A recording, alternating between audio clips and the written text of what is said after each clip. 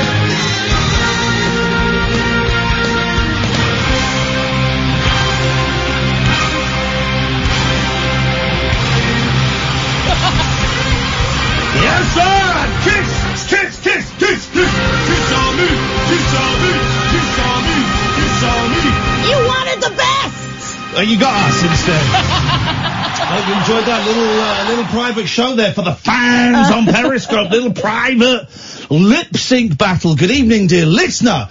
Late night alternative. We are live. This is not a best of yet. 7 minutes past 10 on Tuesday, October the 8th. My name is Iain Lee. You might recognise me. I was the guy that stole the strawberries in the jungle a couple of years ago. And Captain Ball did a report on a donkey on local TV about 15 years ago. It was very important. Very important. We think the phones are working kinda. Kinda. So let's see. 0344 499 1000 is the telephone number. Can we test to see if the phones are working? We have a best of on standby. If the phones go down, we go home. Nearly weren't in tonight. Very tense day today. Standoffs were put in place. I'm not coming in unless you can get the phones to work. That's the position that I took.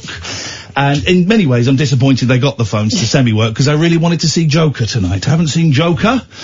You've seen all of the news channels in America, accounting how many mass murders there have been inspired by the Joker. So far, 0. But they're there with their counts, waiting. If there is a mass shooting, it won't be inspired by the Joker. It will be inspired by Fox and CNN banging on about the mass killings we should get because of the Joker. I'm looking forward to seeing it.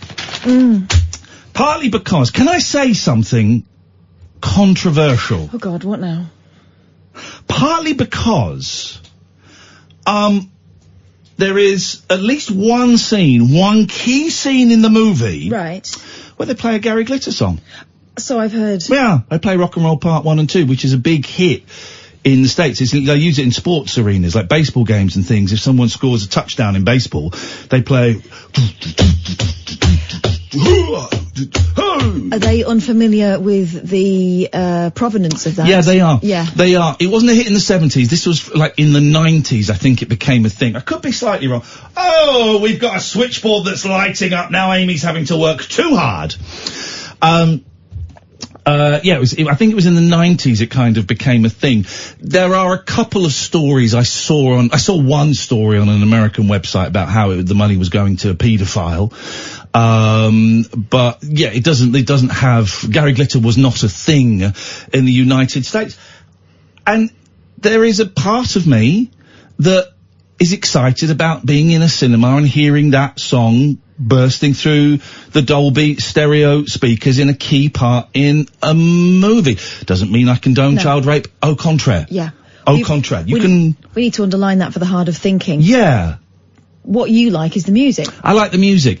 I'm not happy about him getting the money. If he does get the money, I thought he'd sold his rights to his songs. I thought Gad Glitter had sold his rights to his songs. I don't know that for sure. I thought that was the case, and then maybe I said that before in air and someone phoned up and proved me wrong. That's quite possible. It happens occasionally. But I'm looking forward to that. Certainly not gonna, I watched Baby Driver after all of the Kevin Spacey stuff came out. I enjoyed it. So I do want to go and see the Joker at some point. 0344 499 1000, late night alternative. Catherine. Here's what Wikipedia says about the Gary Glitter song. Yes. 2019, Rock and Roll Part 2 appeared in Todd Phillips' film Joker, generating public controversy. Sources indicated that Glitter, as co-writer of the song, would receive a lump sum and royalty for its use. Okie dokie. Sources, though. Yeah. Sources. Here's the thing, guys. Sources are not to be believed without questioning, and fake news works both ways.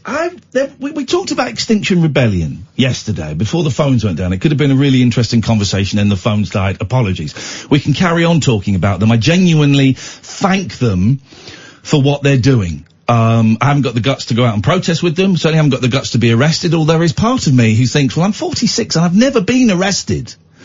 I'd kind of be up for it for the right thing. Again, it took me an extra 45 minutes to get into work today. Fine, I listened to Radio 4, listened to The Archers, and then phoned up Boyle and listened to some podcasts. So it's cool. It's right. Genuinely, Extinction Rebellion, if anyone wants to come on from that group, I completely understand why you might want to boycott Talk Radio, but you have nothing but my thanks. Again, to underline the nuance, as it's not all black and white, it is... There are some parts of the protest that are problematic, okay? There are some parts of the protest that are problematic. The key part that people always bring up, 0344 499 1000, and the key part that people always bring up is the fact, in inverted commas, that during the protest in the summer, July I think it was, a guy wasn't able to see his dying dad one last time because the protest slowed him down. So he was driving to see his dying dad, couldn't get past the protest, and his dad died. We all know that. We all know that. Someone mentioned it to me yesterday, and I'd heard it before, and yesterday we were then distracted by the phones breaking down and all kinds of shenanigans. But it was playing on my mind as we drove home, that story. And it was playing on my mind for a lot of today. I just kept thinking, kicking it around in my head. A guy was unable to get through the protest and see his dying dad before his dad died. Really, really sad. Really sad. If it's true, and I was thinking, well, I don't remember seeing the interview with the guy. That surely was on TV. Surely this would have been, this is such a big thing now that is part of our consciousness. Well, a guy didn't get to see his dying dad. How can you support that? I thought, I don't remember seeing the interview. So me and Kath were in the office. I said, Kath, can you, because you're better at this kind of digging around than I am. I said, could you find the clip, the video, the news footage of the guy who couldn't see his dying dad one last time? Because I'd just like to know a little bit more about it. I'd like to know where it was, what the story was, what hospital it was, all of that. So I did what any professional journalist would do. Which is what she is. Right? And I Googled it. Tell by the way, what a switchboard. Thank you. Nigel, Hannah, Paul, Jesse, Alan and Jack. I'm going to come to you all in a bit, I promise. Tell everybody what you found. And this is not conclusive, by the way. No, and this doesn't mean it's not true. No. But let's see if you can work out what the sticking point is with this. I found a few reports on it in online newspapers. Yep. First one I found, the Metro, dated Thursday 18th of July 2019.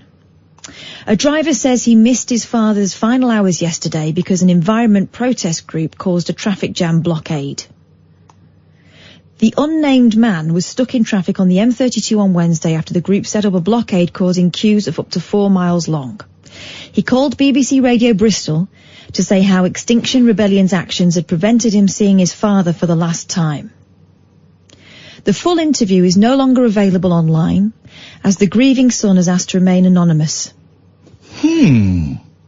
BBC Radio Bristol tweeted, a man called us to say he couldn't get to his dad's bedside before he died because of the XR protest on the M32. Now, the way BBC Radio Bristol have phrased it is subtly different. Yep. A man called us to say so they're attributing it to the man. Whereas Metro have put the unnamed man was stuck in traffic, so as if it's fact. But BBC Radio Bristol very carefully and in a very BBC way are attributing it to what the man is saying. They've not used the word claimed, but you get the idea. Yeah. I found it in 2 other newspapers easily. Extinction Rebellion, dying father is what I put in. I mean, what an awful thing to have to put in. And I'm not trying to find it to not be true. I'm trying to find the origin of this story. Yeah, I want the evidence. That shows this is a fact and actually happened. Man unable to reach dying father's bedside after getting stuck in Extinction Rebellion traffic, says the Telegraph. dated 18th of July 2019. A man was unable to reach his dying father's bedside before he passed away after an Extinction Rebellion protest on the motorway left him stuck in traffic. An unknown man rang his local radio station to reveal how he rushed to Bristol Royal Infirmary after doctors told him his father didn't have long left to live, but he did not get there in time because climate change protesters were blocking the M32 into the city. And then they go into what the Extinction Rebellion have been doing. We've got, it's the BBC Bristol have taken the clip down, apparently because the guy didn't want to be identified. Although he was unnamed. Now, here's the thing.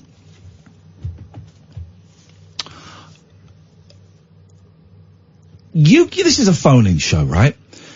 And you can phone up and you can tell us anything. And phone-in shows tend to take what you are telling us on face value. There are a few of you who call in that I just don't believe. Me and Catherine have got a really good bullshine detector, right? Really good bullshine detector. That comes from, well, between us, about 40 years. Imagine, 35, 40 years between us of experience of hosting or producing or listening to phone-in, working on phone-in radio shows. You get a sixth sense. We don't always get it right. Some are more obvious than others. Some we give the benefit of that doubt to. We don't always get it right, but we come from a place of believing you. Okay? With a slight little question going on. The times when we start to disbelieve are usually when we've had a few conversations with the same person and things start to not add up. Or the first black name they can come up with is Leroy. Something like that, right? But you, dear listener, can phone up a radio show and say pretty much anything, okay? So, and what they don't do on BBC phone-in shows, and because we've worked on them, is they haven't got time or the facilities to fact check every single call that comes in. Could you give me your name? Could you give me the thing? Have you got any witnesses to this? Is there any corroborating evidence? You take it at face. And that's a great story. It's a great story for a phone-in show. I find it very unlikely that they would have phoned the hospital. I find it very unlikely the hospital would have told them any information that could back that story up. So, what I'm trying to say is, let me put this out there. If it happened, it's really, really sad. Really, really sad. I'm not saying it didn't happen. I'm definitely not saying it did happen. What I'm saying is, there is not enough evidence. There is hardly any evidence. There is no evidence to suggest it actually happened. There's no evidence. There is no evidence out there to prove that this happened. And if there is, only BBC Bristol has it. Yeah. But, yeah, exactly. But the only evidence they would have, unless they have something we don't know, is the phone call from someone who phoned in to a phone-in show where you can say anything you want. So if that person's listening, oh my God, I mean, wouldn't that be amazing? You can call in, but then how would we know that you're that person? Do you see the problem? You see the issue? So I am coming down on the side. It's a really tough one to call. I'm coming down on the side of, actually, I don't think I believe it. I'm not coming out and calling it outright a lie. I'm not coming out and saying, well, this is great. You know, wouldn't it be great if you were anti-Extinction Rebellion, you phone up a radio show and you tell this story and it becomes a fact?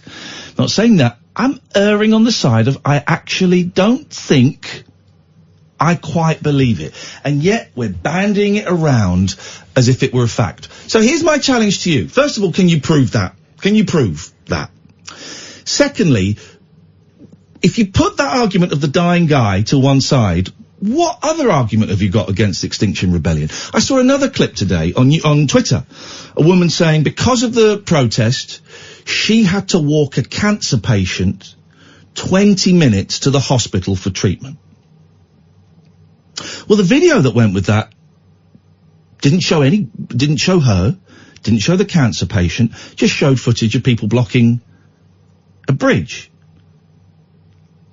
I'm just questioning everything at the moment. And I think that that's what you need to do, dear listener. Give us a call. We'll do silly stuff as well. Don't worry. We'll carry on the phone in yesterday of the 3 people that you are scared of, despite the fact that you are an adult. 0344 499 1000 is the telephone number if you want to give us a call. This is the late night alternative on Talk Radio, where Catherine and I like to question everything. The late night alternative with Iain Lee. On air and off the leash. On Talk Radio. I think we might be the only people questioning that fact, in inverted commas, in italics. I think we might be the only people that are wondering whether that story is actually true, because it's a great weapon to use against the movement. It's a great weapon to use. What I find very unusual is there aren't more stories like that. Yeah. Also, with my cynical journo head on, if that happened to me, I'd want people to hear about it. If they're not using his name, why wouldn't you stand by it? Mm-hmm. You know, lots of questions. But if it did happen, and it might have happened, absolutely tragic and terrible, and you wouldn't wish that on anyone. We might have the, Is this the call? We're incredibly sorry. No, that's the reaction to it. Okay, They well, played it to the protester. they played it to her.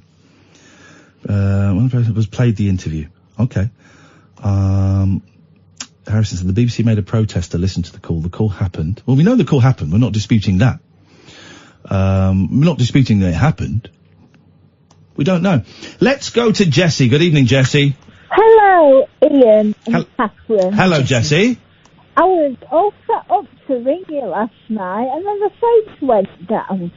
Well, the phone, it sounds like your phone still is going down. Are you calling us from the 1920s? No. It's a terrible phone line. Hello? Hello, I can hear you fine. Well, okay, but we can't hear you. Absolutely fine. Okay, what would you like to say, Jessie? Two things. Yes. First thing, about who are you most scared, what are you most scared of? Yes. Dentist. Why are you scared of the dentist? I've got a phobia. We need to work. Why did dentists get such a bad rap? It's not pleasant. No, I think olden days dentists were more brutal. Okay. Did you ever have a dentist pull a tooth out, Jessie, by putting a foot on your chest and yanking? Yeah, I had a bad experience. If anyone puts a foot on your chest then starts yanking, I would try and get out of there as quickly as possible. Yeah. Swimming instructors. Oh, instructors. I had a bad experience. What happened with a swimming instructor, if you don't mind me asking? When I was learning to swim, I got chucked in the deep end. So it put me off. I bet it did. That's terrible. And the third thing, this is serious. Yeah. My violent ex, as you know. Yes, of course, we know. Yes. Yeah. Yes. And the second thing I wanted to say. Yes, Jessie. Remember a few weeks ago you were saying about the tour, right? About the what, sorry? You know, your tour that you do. Oh, yes. But you were saying that you were looking to do exclusive at people's houses. Yes. And I'd be up for that. Have you got £700? I have. Whoa, baby, we're in! Send us an email, Jessie, and we'll talk about it. So, I'll do it by email to you. Do it by email, Jessie, Iain@iainlee.com. Thank you very much indeed. But I would suggest you spend that money on getting a new phone, because that phone was lousy. Good evening, Steve. Good evening. Good evening, Steve.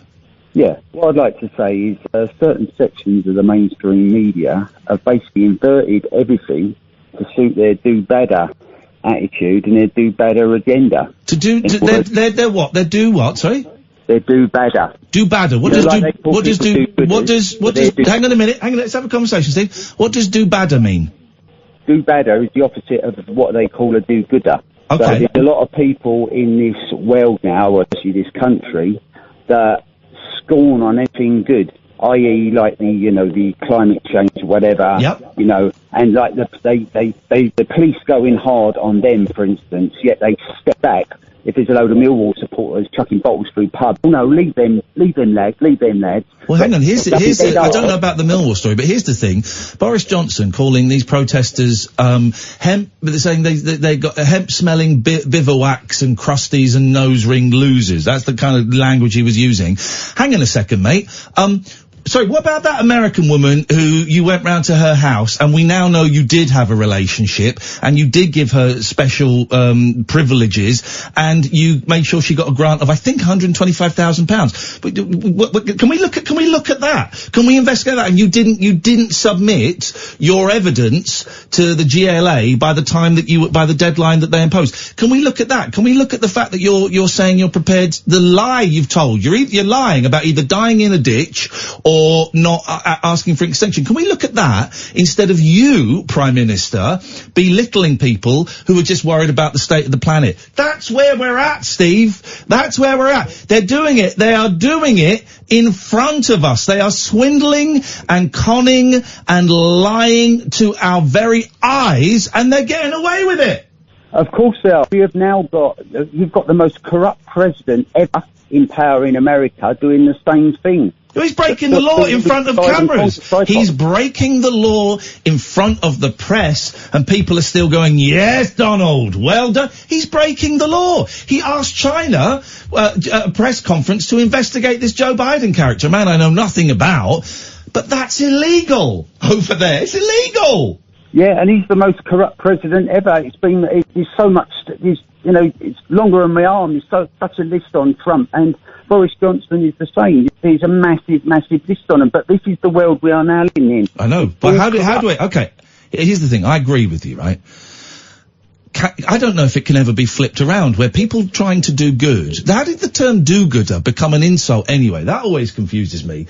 But people trying to do good are seen as bad. People trying to do good are seen as bad people. Exactly. Because these people, like, let me mention it without getting, there he goes. People that think on the right, a bit far right, don't like anything good. They want wars. They love wars. Well, they like to hate. They enjoy hating. They don't want peace.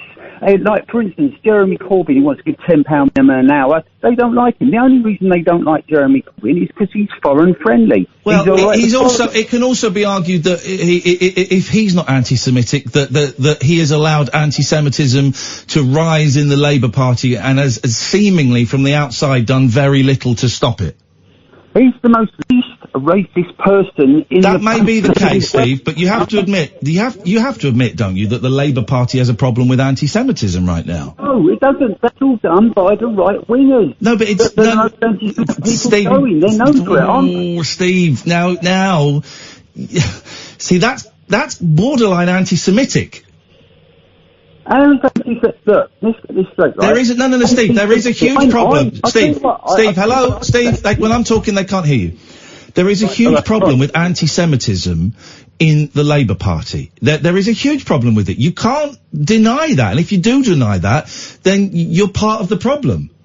I think there's a huge problem with anti-Semitism in the world because everyone knows where it's coming from. They control the press, the media, and everything. Where is it coming? Hang on. Where is it coming? Where is it coming from? Israel? Yeah, of course. That's anti-Semitism, Steve. You're being anti-Semitic. I'm an anti-Zionist. No. What you're saying is not anti-Zionism. What you're saying is one of the tropes of anti-Semitism is to say that the problem is manufactured and controlled by the Jews, who also control the media. That's an anti-Semitic trope, Steve. So what you're saying, Steve, is anti-Semitic. You're part of the problem in the Labour Party. Right, let me just say this, right? There's a lot of Israeli news every night, right? There's a Jewish couple, a lovely Jewish couple. Steve, I'm going to let you go, Steve, because you're actually talking racist bollocks. I'm going to let you go. You started off well, and then it descended into anti-Semitism. To say that there is no anti-Semitism, it is something that is put about to discredit somebody by Israel, is anti-Semitic. It's not anti-Zionist. You can criticize the Israeli government, but to suggest that Jews control the media, that's anti-Semitic, and to suggest that Jews are creating stories of anti-Semitism to try and destroy someone, that's anti-Semitic. I think I've got that right, haven't I, Catherine? Because I'm learning about this. I'm learning a lot about this over the last year. I've got it wrong slightly sometimes, and I'm so happy to learn. But I'm right on that one. And I feel like we were about to get a story about some of his best friends Some being nice Jewish. Jews. A nice Jewish couple. A lovely Jewish couple. Yeah. And this is where we are. I don't like the far right. I don't like the far left. I don't like anti-Islamists. I don't like anti-Semites. You know, that's where we are. And you've got to be so careful these days to question everything and everybody. Is Jeremy Corbyn anti-Semitic? I personally don't think he is. I don't have enough evidence. I don't think he is. But the Labour Party has a huge problem with it. The Tory Party has a huge problem with Islamophobia. You know. But anyway, what a show. What a show. 35 minutes in. Let's play a trail for one of our colleagues. 0344 499 1000. This is Talk Radio. Take a trip into the alternate reality of late night radio. I think I'm in something like the Matrix, and so are you. The Late Night Alternative. Hello. With Iain Lee. Is there anybody out there? On Talk Radio. Hello. 0344 499 1000. We seem to have gone all newsy. Let's correct that immediately. Evening, Cads. Are you both right there? Hey. Hey. What happened tonight in the Archers? What happened tonight in the Archers? Yeah. Not a lot. It was quite a boring one. I don't know any of their names, but a man conned a posh lady out of a screw. Oh my God. For a cider press. Oh my God. Must be going down in Ambridge. Yeah, so they're all going down on each other in Ambridge. And that's made in Birmingham, you know. I know it's made in Birmingham. I used to walk past their studio twice a week, and it got me very, very excited. At the mailbox. At the mailbox. Here we go. I've been to the mailbox. Yeah, okay. So I used to work there. Hey, we're coming to Birmingham next year. We're going to be doing a show in Birmingham. Are you not going to... Yay! Okay, just remember the last time I did a show in Birmingham. Didn't turn up. No, I remember. Well, what's the date? I haven't got a date yet.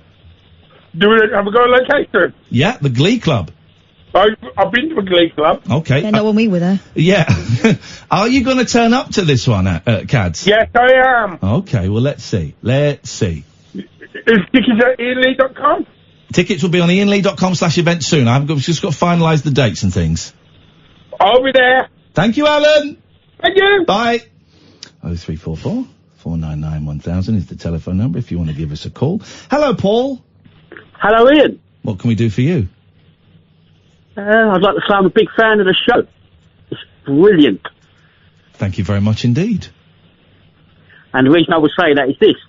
I recommended to some people where I live locally who are having probably some of the mental health issues a little bit. Oh, yeah. And I recommended them to last night, funny enough. Oh, God. Last night's show was a car crash! This one sounds like a car crash. You couldn't get the phone lines working and they crept up. Because you went, oh, I'm not going to say the swear word, but yeah, it was funny how you done it. And listen, mate, this show is fantastic. The music you play. Even when it goes wrong. Last night was we managed to turn it around, I think. It was a shocker. But it's like if you have a good CD of all the best songs you've ever heard. Yes. And there's a couple on there that, yeah, a bit of a shocker, aren't they? But we all have that problem, don't we, mate? Well, thank you, Paul, for spreading the word and doing more to advertise this show than Rupert Murdoch does himself. So thank you, brother. I'm laughing. Like, don't worry about Rupert Murdoch, mate. He's not like us, is he? He's not like us. Anyway, all the politics aside, all the Brexit, I love your show. I love you and Catherine, your team together. Yeah. Yeah, it sounds like a good little one, mate. And you can get a lot of people, you know, the things you speak about are so empathetic. I think I mentioned this too before. I'm empathetic, Kath's just pathetic. Oh, rude. Yeah, that's very rude. But she always backs you up. When you say something rude, she'll just go like, yeah, I know you're a cheeky boy. You're a cheeky boy. You're a cheeky boy. Paul, do your impression of Catherine again. Catherine? Yeah, go on, that little laugh she does. Be careful. Oh, she does. When you say something rude, she goes like... It depends how rude. He got you spot on there, Kath. Nah, that's not true. That's not true. Listen, how's getting on with you when you go out and about doing your shows and that? It's going very, very well. We got 2 more this year. One in Brighton. We got one in Brighton. I promise you this, mate. We'll all come down. We'll see. All right, Paul. Thank you very much indeed. You potty mouth loon. Hello, Sven. Hi, Ian. All right, Kath. How's it going? Yes. Hey, it's just a quick one. You stirred up a bit of a hornet's nest there with your man Steve. He's bit of a eccentric chap. But listen, are you still after an army jacket? Because I've got a spare couple if you want one. What do you mean, an army jacket? Yeah, didn't you? I'm sure I read on a tweet of yours or something that you're after an army jacket. Yeah, did I not tweet that like about 5 years ago? When your pen leaked or when you lost it? No, it wasn't. It was recent, or it was on one of the podcasts or something. I've been catching up on the podcast. I lost about 5 years ago. No, it was about 4 or 5 years ago. I lost my favourite green, slightly military Nicole Farey jacket that I got in a second-hand shop in Edinburgh, and I lost it. I left it at somewhere. I think I left it in Winchester, of all places. And that was it. I don't think I was looking for an army jacket. Yeah, do you know what? I might have made it up or dreamt it or something. Who knows? Great dream, Sven. But do you want one? Yeah, sure. That'd be wicked. Thanks. Do you want one? If you get your crew, give us a ring, and then I'll back, and then I'll send it. Well, are these knockoff? Are you like ex-military? I am ex-military. Yeah, I've called you on and off over the years, Ian. Have you nicked this stuff from the army? No, this was actually stuff that I purchased because our kit was always made by the lowest bidder. So if we wanted decent stuff, we used to buy our own. Are we talking Kevlar, this jacket, or is it just a standard? No. It's just a normal smock, just like a combat jacket. Oh. Did we talk about this on LBC? We've spoken on LBC. We've spoken on Absolute. But about you buying stuff. No, that wasn't me. That is fairly common. Yeah, no, I've heard that about. I did have a call. I remember a call at LBC, so 10, 12 years ago, about them buying their own army boots. Yeah. That's insane, man. Yeah, but I mean, well, you get what you pay for, really. But we spoke more recently when I rang up. I'd just been out with a few mates and stuff like that, and it was on the mental illness thing because I've got PTSD and depression, and I'm working with other veterans and my mates in relation to that, and it was like I phoned you up and I've had a few, but I don't think I was. Do you fancy? Can I ask you a question, mate? You may. Do you fancy a fight? What? Oh, what are you just like toe to toe? Yeah, toe to toe, stripped to the waist, right? Just a fight. Just a fight where we just go for it, right? And there are no rules, no holes barred. We just go for it and we beat the crap out of each other. And after 1 or 2 or 3 hours of fighting, we get up, we shake hands, we have a cup of coffee or a beer or whatever it is, and we have a good old laugh about our fight. Yeah, I'll be up for that. As long as it's not like the Oliver Reed one in front of the fire. Oh, it's totally going to be that. And also, you'll destroy him. Do you think? Yeah. I'm a bit out of shape, Kat. I'm Team Sven. Here's the thing. No. He's out of shape, right? And please don't take this the wrong way, Sven. He's got PTSD. So I can distract him. I've got tricks to manipulate people with mental health issues. Oh, my God. I can distract him. I'm going to beat the crap out of him. He sneaked up behind me and shouted, bang. I'll blow up a paper bag and pop it. That's all. That might just work. Sven, one night this week, I'm not going to I see you're in Uxbridge. One night this week, I'm going to drive home via Uxbridge, and we're going to have a massive fight, okay? Alright, but make it Friday. Okay, fine. See you then, Sven. I'm there. And if you want that jacket, get them to give me a buzz and I'll sort you out. Nice one, mate. Thank you very much indeed. I appreciate that. I'm going to destroy him. I don't fancy your chances, mate. I'm destroying Soldier Boy. G.I. Joe is going down. We got phone calls. Joy. What a joy. What a joy. Iain and Kath, Late Night Alternative. This is Talk Radio. Dead of Night discourse for disco queens. I'm related to Jedward and Dolly Parton. Dairy farmers and distant fathers. Yeah, well. The Late Night Alternative with Iain Lee. Doing lots of things that we don't know about, we can't control. On Talk Radio. Yes, great. 0344 499 1000. I'm Iain Lee. That's Catherine Boyle. We're asking you to question everything, even us. And we're talking, carrying on the 3 people that you are scared of, despite the fact you are an adult. Because we were doing that yesterday, then the phones died. And anything you want to talk about, really. Let's go to Ricky. Good evening, Ricky. Hello, good evening to you.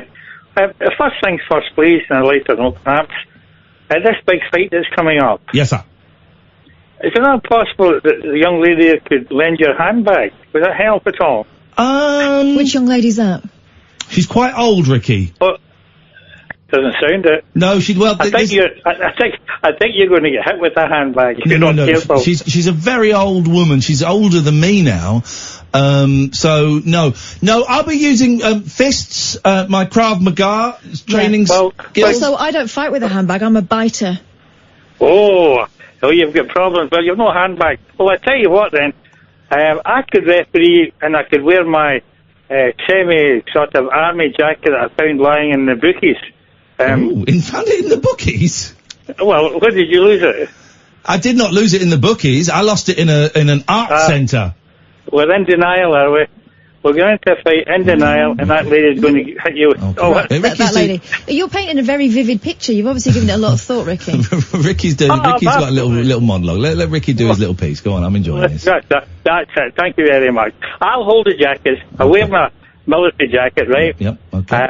I'll try and borrow my handbag. Both of you from passing by because. Hey, listen, Ricky, if you want to dress up in women's clothing, just do it, man. You don't have to phone me up. Just do it. I'm not fighting. It's you fighting. If you want to dress in women's clothing, do it. I've done it before. It's very liberating. You should give it a go. Give it a go. Are you going to be wearing it on the night? No. I'll sell tickets. Okay. Ricky, okay, Ricky, I enjoyed that little lark. That was funny. Right, back to the point. So what the point? Yeah. Back to the point. We haven't even been to the point yet. Let's start with the point. Let's start with the point. Hello, good evening. The subject is... that was like the prologue, like in an episode of Murder, She Wrote, before the main title starts, and then you go, the show hasn't even started yet. It's like the beginning of a James Bond film where there's a murder, and then it goes, da-da-da-da. You go, the film hasn't even started. That was bonus. Mm-hmm. Brilliant. All right, now we're into the James Bond film. Bring on the dancing girls. Here we go, Rix. Right. Well, I like that, bring on the dancing girls. But anyway, let's not be sidetracked. Focus. We could have them at the big fight. Focus. Anyway, this subject, this subject as regards anti-Semitism in the Labour Party. Yes, sir. And I'm on a serious point perhaps. There may be those who think that is good for votes, the way things are looking now in the UK. Do you not think so? There are those that think anti-Semitism is good for roads? Vote. Do you think that some people are being anti-Semitic for votes? Yeah, possibly. Sure, why not? Oh, there seems to be sort of a prize or some sort of an ego trip if you speak like that outside, not you, I mean generally speaking. Same with the Black Brothers, they seem to get a bit of flagging too now. Okay, you're saying if people you're saying that some MPs might be being anti-Semitic or speaking more openly about views they hold because that will get them votes? Yes. Yeah, I think you might be right. I think there might be, just saying what we're all thinking is often the attitude, so possibly. Yeah, that's a fair point. So I just thought I'd make that point because nobody else seems to be looking at it, I do know that up in our area, I find that Black Brothers get a lot of stick pointlessly, I don't know who the Black Brothers are. No, my Black Brothers is any man who's black. You're black. You're Black Brothers. Okay. Yes, they get stick in Glasgow, do they? Yes, I'm coming across it more often. Sometimes quite heavy. Okay. Well, racism in all its forms is bad. I think we'd agree on that, wouldn't we? Yeah. Oh, yes. Excellent, Ricky. Thank you very much for a very focused, laser focus, that call. Really enjoyed that.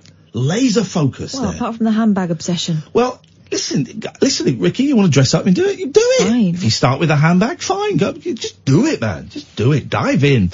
Good evening, Vic. Hi. Hello, Iain, Cat. Vic. I've just slipped into my petticoat after hearing that. Beautiful. Beautiful. You've worn women's underwear, right, Vic? Well, with fun of my girlfriend. Yeah, exactly. You've worn it in the bedroom. You've worn it in the bedroom, right? For a bit of fun. Well, I think everybody's done it. I think everybody's done it. It's a bit of fun. It's a little bit of sexy fun. Look at me, I'm squeezing into your knickers. Look. It's a bit of fun. You're going to stretch them. Yeah, well, hopefully I stretched them. I tore them. But okay, well done, Vic. Yes, congratulations. Right, what have you got? Well, we're talking about this blatant fake news. Well, I'll give you an example on Facebook. Yeah. In Australia, they had this group that I had the misfortune, someone steered it my way, and it was a nationalistic Australia patriotism with an Australian flag on it and all the rest of it. Yes. then I looked at it, I couldn't believe it. There were, for every one Australian post, there was 30 anti-Islam things that were really disgusting stuff. Yeah. Any one of them. Oh, mate, you should go to the Talk Radio Facebook page if you want to see that kind of stuff. Oh, but this was really bad stuff, Yeah. and it got to the stage where there's anti-hate laws in Australia, and also Facebook. If there's hate groups, they'd like to know about it. Yeah. Well, I tracked down this guy. Oh. He wasn't even Australian. He was some idiot in Amsterdam with a false newspaper. Okay. It was absolutely. I looked at it further, and he spreads it all over the world. Yeah. And it's not him. But it was just unbelievable what he was putting there. And so I put a formal online thing to the Australian government, and I also put a formal thing into Facebook. Now, these people were supposed to have 110,000 followers. Mm-hmm. So what happened was the Australian government and I believe Facebook said, where's this news come from? And prove it. Because it is really disgusting stuff. But here's the thing, here's the thing, right? Anyone can post anything online, and if you're lucky or you've got the right kind of mechanism behind you, it can catch the wind and it can become a thing, it can become a fact. But when you've got I don't really know politics in Australia, so I can't comment, but when you've got the President of America and the Prime Minister of Britain and several people in the government of Britain that blatantly and openly lie in public, well, what hope do we have? If the politicians, listen, politicians have always been bent and have always told lies. I get it. But when they're standing there contradicting something they said an hour before, we don't stand a chance if we want truth, Vic. Well, we don't stand a chance anyway. There was a documentary, it was called Islamophobia, and it was done by not anyone with a barrow to push. Is that the thing Katie Hopkins was in? Sorry? Is that the thing Katie Hopkins was in? I can't remember who was involved. I thought it was The Guardian that looked into it. Right. And they were talking about absolutely hundreds of millions of dollars placed in all sorts of places to downgrade Islam. Oh, okay. And, I don't know what that and means. these groups, they're supposed to be patriotic for the country. Yeah. The guy who's running the group, who's putting the news on there, is not even in the country. He couldn't give a hoot about Australia. Goddamn Australia. He just has all these amazingly vile stories about what they do to the kids in Islam. And listen, I'm going to move on. Thank you. Well, I'm just aware that we're in danger of becoming a real phone-in show all of a sudden, so I can fix that. Vic, I appreciate your calls, and I'm glad we made peace on Twitter. I can fix that. Nigel! Oh, hi, Ian, alright. Hello, Nigel, and it sounds like you're starting the phone call in the place where you get a phone signal. Well, I've just had the battery went, I've just plugged it into the wall socket in the bedroom. Beautiful. Yeah, on a sad note tonight, I'm afraid. You split up with your girlfriend? No, it's worse than that. Oh. I had a road accident on Friday with a woman who was about 80 run into me on the main road. Knocked me flat on my back, and I think I've broken my ribs because I'm in so much pain. Have you been to the hospital? Yes. I saw the doctor yesterday. Yeah. And she said that even if they are broken a bit, they don't do anything. They can't do anything. They just have to let it heal, don't they? She said it wasn't worth having an X-ray. She said it's probably badly bruised ribs. Yeah. They may be broken, but they don't do anything. She said. No. So. I'm sorry to hear that. I can't get out of bed. When I lay down and relax, and then when I try to get out of bed, it's complete agony right across my back and my arm. I can't raise my arm like it's broken. Yeah. But it's not broken. It's so bad. My shoulder is so badly bruised that I can't raise it. And my leg is also swollen because my leg blew up like a football, like a big swelling on it, and it's still like it now. Oh, Nigel, I'm sorry to hear that. Yes, and another thing, I cut my ear and face, being the helmet dug into my ear and face. Well, yeah, but probably stopped you cracking your head open. But they said round the surgery it saved my life, the helmet. Good.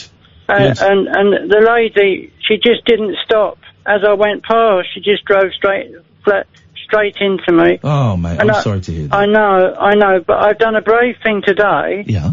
I cycled to Maidstone in pain. I got on my bike yesterday and went round the block in my local place where I live, and I cycled all the way to Maidstone because when I'm sitting on the bike, and I haven't got to get up and down, it doesn't hurt so much. Oh, well, if going on the bike helps you, then that's great. That's But great. as soon as I sit in a chair and try and get up and down, then it cuts me like a knife. Yeah, I bet. But of course I couldn't hold the handlebars very well because my arm's very bruised, but I managed to do 12 miles. Good for you. And my shopping. Good for you, Nigel. Yeah, well, I'm really sorry to hear I that. went to the hospital. Yeah. And I saw a paramedic and a proper doctor, and they both said that they won't do anything to the ribs if they are broken. There's nothing they can do if you break your ribs. There's nothing they can do. You just have to let it I heal. went to the hospital, isn't it? Really good. Really good. Yeah.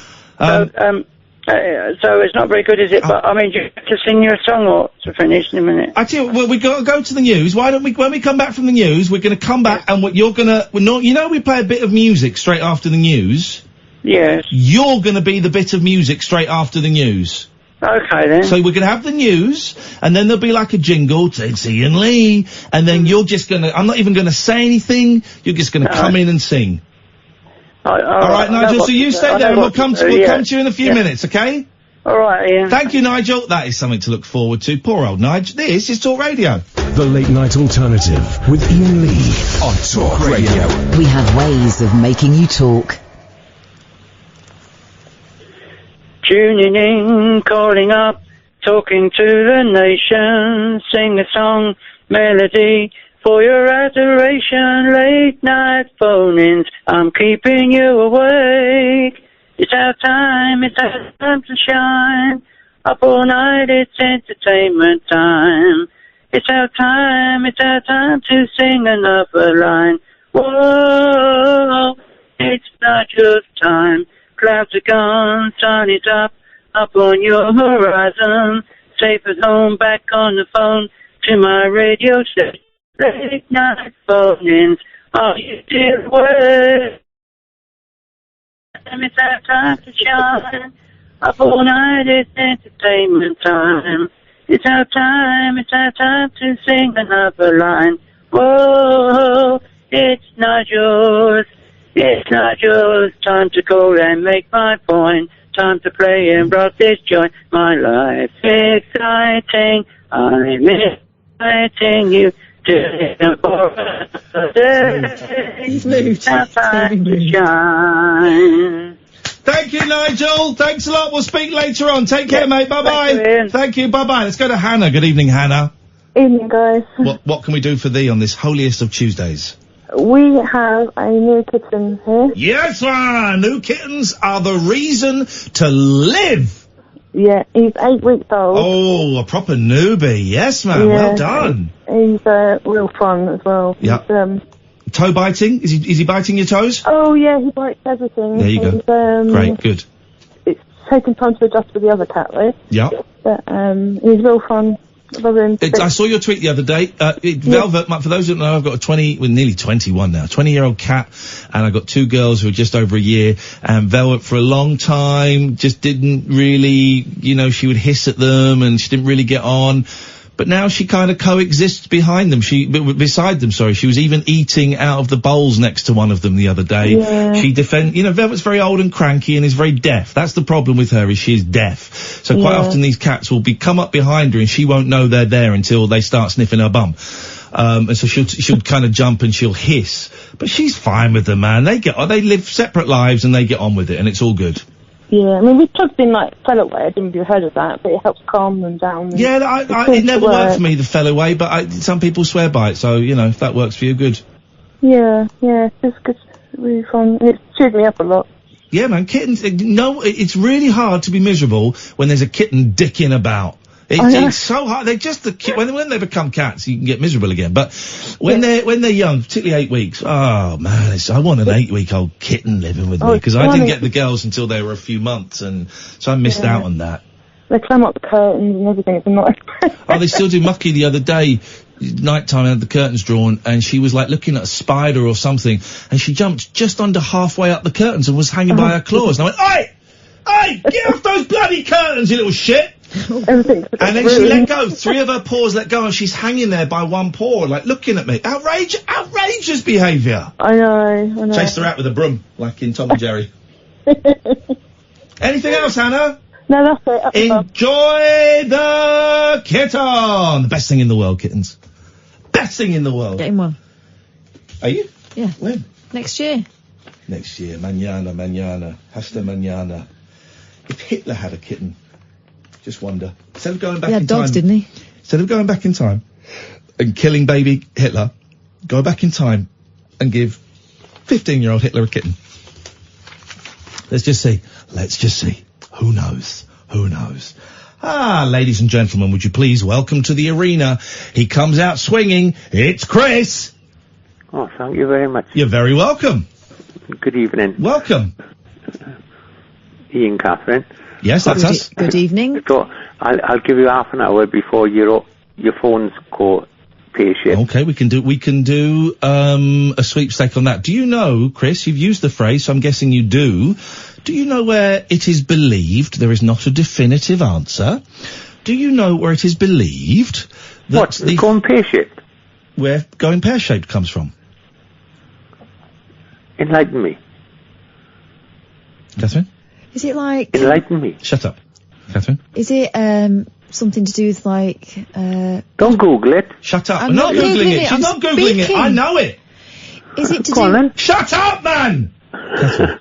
Is it to do with, like, pottery or blowing glass or something? No, you're miles away, but actually you're kind of close. It is the most common theory is... Do you know, Amy? I don't know. Okay, we're about to find out. The most common theory is that it is a World War II thing, and it is to do with parachutes. And if you would jump out and the parachute went pear-shaped... Had a hole in it. It meant it wasn't open properly, and the guy was going to probably die. Oh. So when it goes pear-shaped... It is generally believed, there could be others, it is referring to a parachutist dying. And every time you say it's going pear-shaped, a parachutist actually dies. Oh, don't say that. Charming, isn't it, Chris? I know. What you got for us, Chris? Because I'm doing all the work here to make this call even vaguely interesting. I know, So just give us what you got. Give us what you called in for, let's do it. I felt sorry for a couple of people ringing up earlier on. Okay. And then I feel I just spent £1,000 on a dining table. Terrible. Shit the bed! £1,000 on a dining table? And they tried to charge me 50 quid to put it together. 50 quid sounds about right, actually. If it's £1,000, I wouldn't want to mess with it, trying to do it myself. To get stuff put together between 25 and 50 quid. That's true, out in the back garden in the rubbish, if I can't. There we go. What manners? Why would I've been to IKEA. You can't, you bought a dining table for £1,000 in IKEA? No, I said I used to go to IKEA. No, you didn't. You said I've been to IKEA. Anyway. No. Yes, you did. Don't put words into my mouth, please. I'm not putting words into your mouth. I'll put my fist into your mouth in a minute. Why is this an argument? Charming. Because he's an idiot. Hey. Let's all chill out. I know. He needs to chill out first. I took the time out the other evening because I didn't come down to Bath. And I noticed your link on one of the... And I listened to it for an hour. I really enjoyed it. Can I ask you, what have you called in for, please, caller? Nothing, really. Okay, thank you very much for your call. That's appreciated. Let's go to Alistair. Good evening, Alistair. Evening, all. Evening. Right, just about the Extinction Rebellion and climate change deniers. Yes. I always think the climate change deniers, the argument I would make to them is, I'm not asking you to believe climate change, but don't you and your family want to breathe cleaner air anyway? Yeah, right, okay, I'll be a climate change denier. Yeah, okay, we will. Okay. So why not let's have this green technology and have cleaner air? Well, because the whole global warming thing is a myth. Do you know who's financing the rebellion Extinction Rebellion? No. I'll tell you who's financing them. Russian oligarchs. That's not even a joke. That's true. They're being funded by Russian oligarchs, and they're being funded by the extreme left wing and Marxists who want to topple the government. So I don't buy it. I don't believe it. All of the scientists that say it's real are being funded by people who have a dog in the race. So yeah, no, I'll carry on breathing clean air because it's a myth. But does it feel like cleaner air in the middle of London? If it's air that I can breathe, yeah, it's fine. Well, hang on a minute. Rebellion, extinction, of making people have to, slowing down traffic, that's creating more pollution, So that goes completely against what they're arguing. They're hypocrites. Well, it's a long-term game, Mr. Mann. But there is but you're buying into the myth. There's no such thing as man-made climate change. Yes, well, I believe there is. Well, but you can believe that. Good luck to you. But there isn't. Well, we'll have to disagree on that. Scene. And that's how that conversazione would go. Okay. Anyway, yes, one last thing before I go. I don't know if you're aware of the work of Adam Curtis, documentarian. Oh, I tried to watch his one about Vietnam, and like 10 minutes into it, I thought, this is too slow. This is too slow. I've got another 6 hours to go. They are quite long, and I know that you two guys are very busy. Very busy. I've got to play some GTA V tomorrow. You should watch Bitter Late and Hypernormalisation. They're excellent about the history of where we've got to now. Okay. All right, Alistair, I will check them out, but I probably won't because life is too short for things. Thank you, Alistair. Tomorrow, probably about 11:30, GTA V on my Twitch stream, twitch.tv/Iain Lee. It's going to be epicoa. And then this weekend, I'm going to Blackpool to the replay video games event. It's not completely retro. And I'm going to be streaming some of that on Twitch if I can get a decent internet connection. I'm hosting like a talk at like 3 or something with some people about something, and I don't really know what we're talking about, but I'm hosting it. So that'll be fun. So I'm hoping you guys bring lots of questions, because I don't know what I'm doing. But I'm going to be there Saturday, and I'm leaving about Sunday at about 2ish or something, and I'll be streaming it on Twitch. So come and join me. If you're there, come and say hello. Don't touch me. And I'll be there on my own. So, we can hang out and stuff, play video games. And I'm actually quite nervous about going, Catherine. I've been looking forward to it. I'm nervous because it's a long old train journey, but and I can sleep. But I've got to have to get up very early, but I can sleep on the train. But it's just dawned on me. I'm going away for a weekend. I mean, I'll be there for about 25 hours, and then I'm coming back on my own to an event that will have thousands of people in, and I'm not really good. It will be really hard for me to talk to people there. So what I tend to do in those situations is have a quick walk around and then go and sit in the hotel room and read and sleep. And then get up and then go home. That's how I tend to live my time away. So I'm a little bit nervous that I'm actually quite anxious about going to a room full of a couple of thousand people and it being just me on my own. You may surprise yourself. I may do. Maybe what you've got to do is do that thing where you pretend to be the guy who's comfortable in those situations. Yeah, maybe. Someone says, I think you've mixed up Adam Curtis and Ken Burns. No, Adam Curtis does the documentaries, but who does the films about romance? Richard Curtis. There we go, you see. Thank you, Anthony. You've been corrected and you've been schooled. You've been schooled. For the first time this evening, even though we have a functioning switchboard, we do not have any phone calls. This is unprecedented. So, give us a call, 0344 499 1000. We've talked about Extinction Rebellion. We can talk about that a little bit more.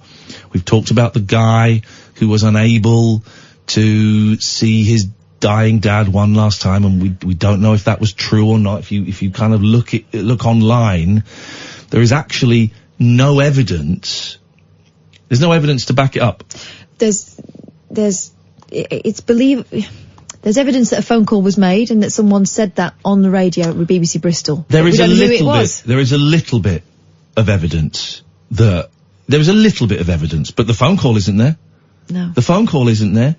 So I guess we're talking about that. We're talking about, questioning everything but also here's the thing, new listeners, new callers, skaters. A lot of skaters listening tonight. Peace and love, guys. Hang 10, dudes. There's only one. Rad. You can call in about absolutely anything. Absolutely anything you want. Very simple. You speak to Amy, she takes your name and number, doesn't even want to know what you're talking about and gives you a call straight back. 0344 499 1000. This, dear listener, is Talk Radio. The Late Night Alternative with that man, Iain Lee. There's no strangers here, just friends you haven't stalked on Facebook yet. Have never sent my picture to anyone who didn't request it. The Late Night Alternative with Iain Lee on Talk Radio. Yes. We've got a switchboard that works. Imagine, we've only been in this building since March, and the switchboard works, Catherine, in October. Wowzers, it's not at fully functioning power. We can only have 4 people calling in at once. But 4 people is better than no people. Oh, man alive. Last night's show. So loads of people saying last night's show was one of their favourites. It's just us talking rubbish, which is what we tend to do. 0344 499 1000. Let's go to Margaret. Good evening, Margaret. Oh, good evening. Good evening, Margaret. I agree with you entirely about the global warming. Hang on. Hang on a minute. I think we're coming at cross terms. What do you agree with? I agree that it's not happening. In that case, you disagree with me entirely. I was doing a little role playing there. I was pretending to be someone who didn't believe science and facts. What makes you think that the 97% of scientists are lying? Well, I think they're very, very much exaggerating. There's been heat ages and ice ages before. Heat ages, yes. But the inference here, the majority of scientists, not all, the majority of scientists seem to believe that the heating up of the Earth is being sped up by humans. And so what makes you think those scientists are wrong or lying? Well, they're not always wrong, but that's not I'll come to my main point. Well, no, hang on. We'll let you get to your main point, but you've just hinted that you think scientists are either wrong or lying, and I just wondered what your training was, Margaret. What my training was? Yes. Nothing. Your expertise in global dynamics, your expertise in weather, your expertise in meteorology is, I'm going to guess 0. Yeah, there's a lot. Right. Yeah, if you don't mind, Margaret, I'm going to stick with the people that have done years of research and training, and I'm going to listen to them. I like to call them experts, and I kind of tend to listen to the experts more than just randoms. And I'm a random. Yes. Okay. Well, can we leave that a bit? Well, we can leave that, yeah, sure. And I'm going to prepare to try and make the world safe for my kids. So, yeah, let's leave that. Next point. Okay, just a minute. Well, can I speak? I don't know. It sounds like a struggle, but try. Yeah, I will try. Let's say, then, that you're right, there's global warming, okay. Well, there is global warming. That's a fact. That's a fact. Global warming is undeniable. That's happening. The world is getting warmer. That's a fact. Right, okay. But nevertheless, my grandchildren are very, very, very frightened. They live in England, and we are the lowest emission in the world. There's China. I don't think we're not the lowest emissions in the world, but we are certainly better than many other countries, but we're not the lowest. Okay. There's China. Facts really get in the way of this topic, don't they? Well, listen. Yes, of course they do. Yeah. No. So inconvenient.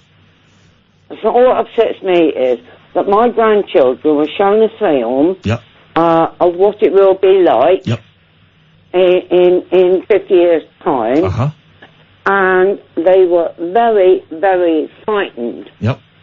And how old are your grandchildren? 11 and 13. Okay, so old enough to understand. Okay, fine, good. I'm glad they were frightened. But they Yep. do anything about it. Yes, they can. And They can. That's the thing. They can. Listen, I wasn't against them being given the information, right. but I was against them being made frightened when, as children, they can't do anything. Yes, they can. That's where you're wrong. All right, okay. So you're saying we shouldn't educate children about anything because at the moment they can't do anything. We should wait until they're old enough to do something. That's what I said. They're not old enough to do. Right. So let's not teach them English because they're not old enough to have books published. Let's not teach them science because they're not old enough to find a cure for cancer. Let's not teach them anything until what? They're 22, 25? Oh, all right. Okay. Yeah. Okay. Right. Well. Is that what you're saying? I'm just trying to check. No, I just felt that when I see them and they're really, really frightened, that it's a terrible shame because it's spoiling other things. They're so frightened that it's making them frightened of the world, and I don't think it's right. We should lie to them. No, of course. Well, I'm afraid the truth is bleak, Margaret. Of course, you don't believe you don't believe it's actually happening. Well, okay, but do you? Okay, have you got children? Yes, I have. Yes. And are they roughly my age? No, they're not. Are they little children? They're 7 and 9, Margaret. Okay, so they're a bit younger than mine. That's correct. Yeah. Yeah. Well, I can understand them being educated into it, but because here's the problem, Margaret. If we don't tell our children about global warming, they'll grow They'll grow up to be like you. And they won't believe science or the fact it's happening. And with the greatest of respect, I don't want my children or your grandchildren to grow up like you. Oh, all right then. Okay, all right, bye. Thanks, Margaret. Bye-bye. Bye. Bye-bye. I want my kids and her grandkids to believe in science and to believe what is actually happening. That's all I want.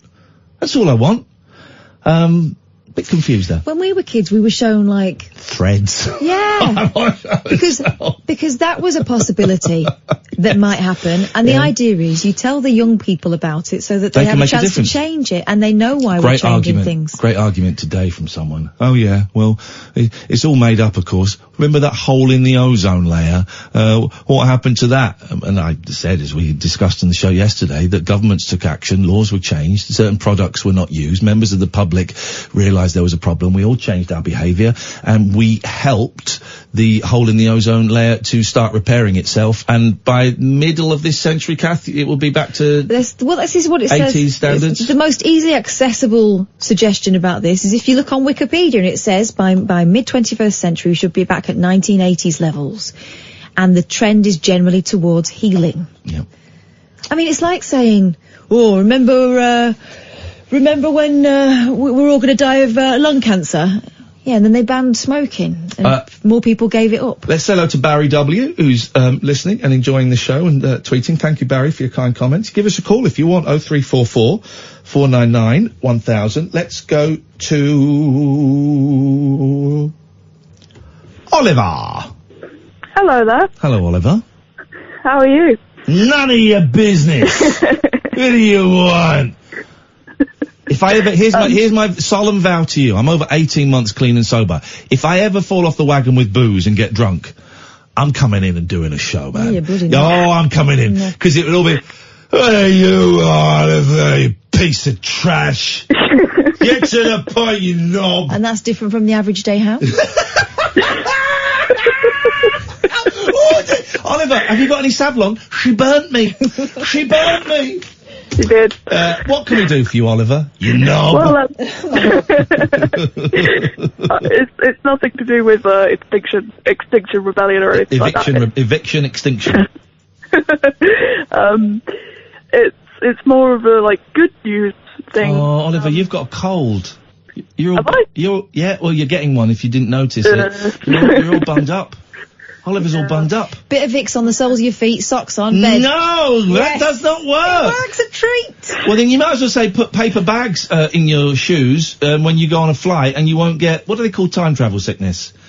What's it called? Time travel sickness? Jet lag. Jet lag, thank you, yeah. Time travel sickness. I mean, whose medical advice you're going to take? Here's something they never address in time travel and Doctor Who, right? So if you fly from London to New York, right, for a couple of days you're all giddy, then when you come back you're absolutely screwed, okay?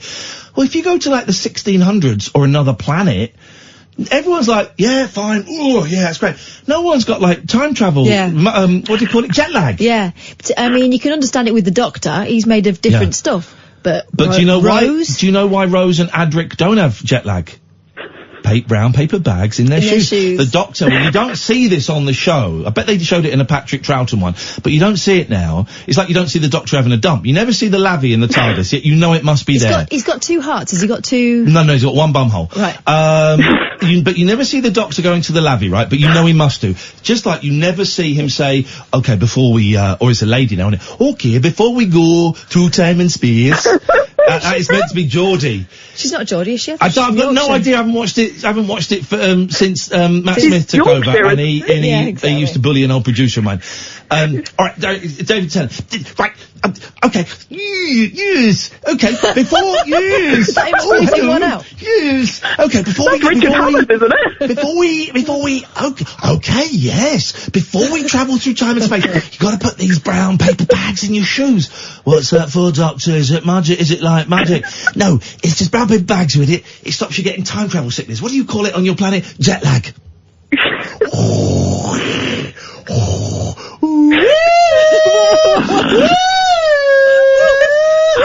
That was the central column of the TARDIS. It sounds like Darth Vader. Okay, you've got... Doctor! I've got some bad news. Go on, what is it? We've got no paper bags.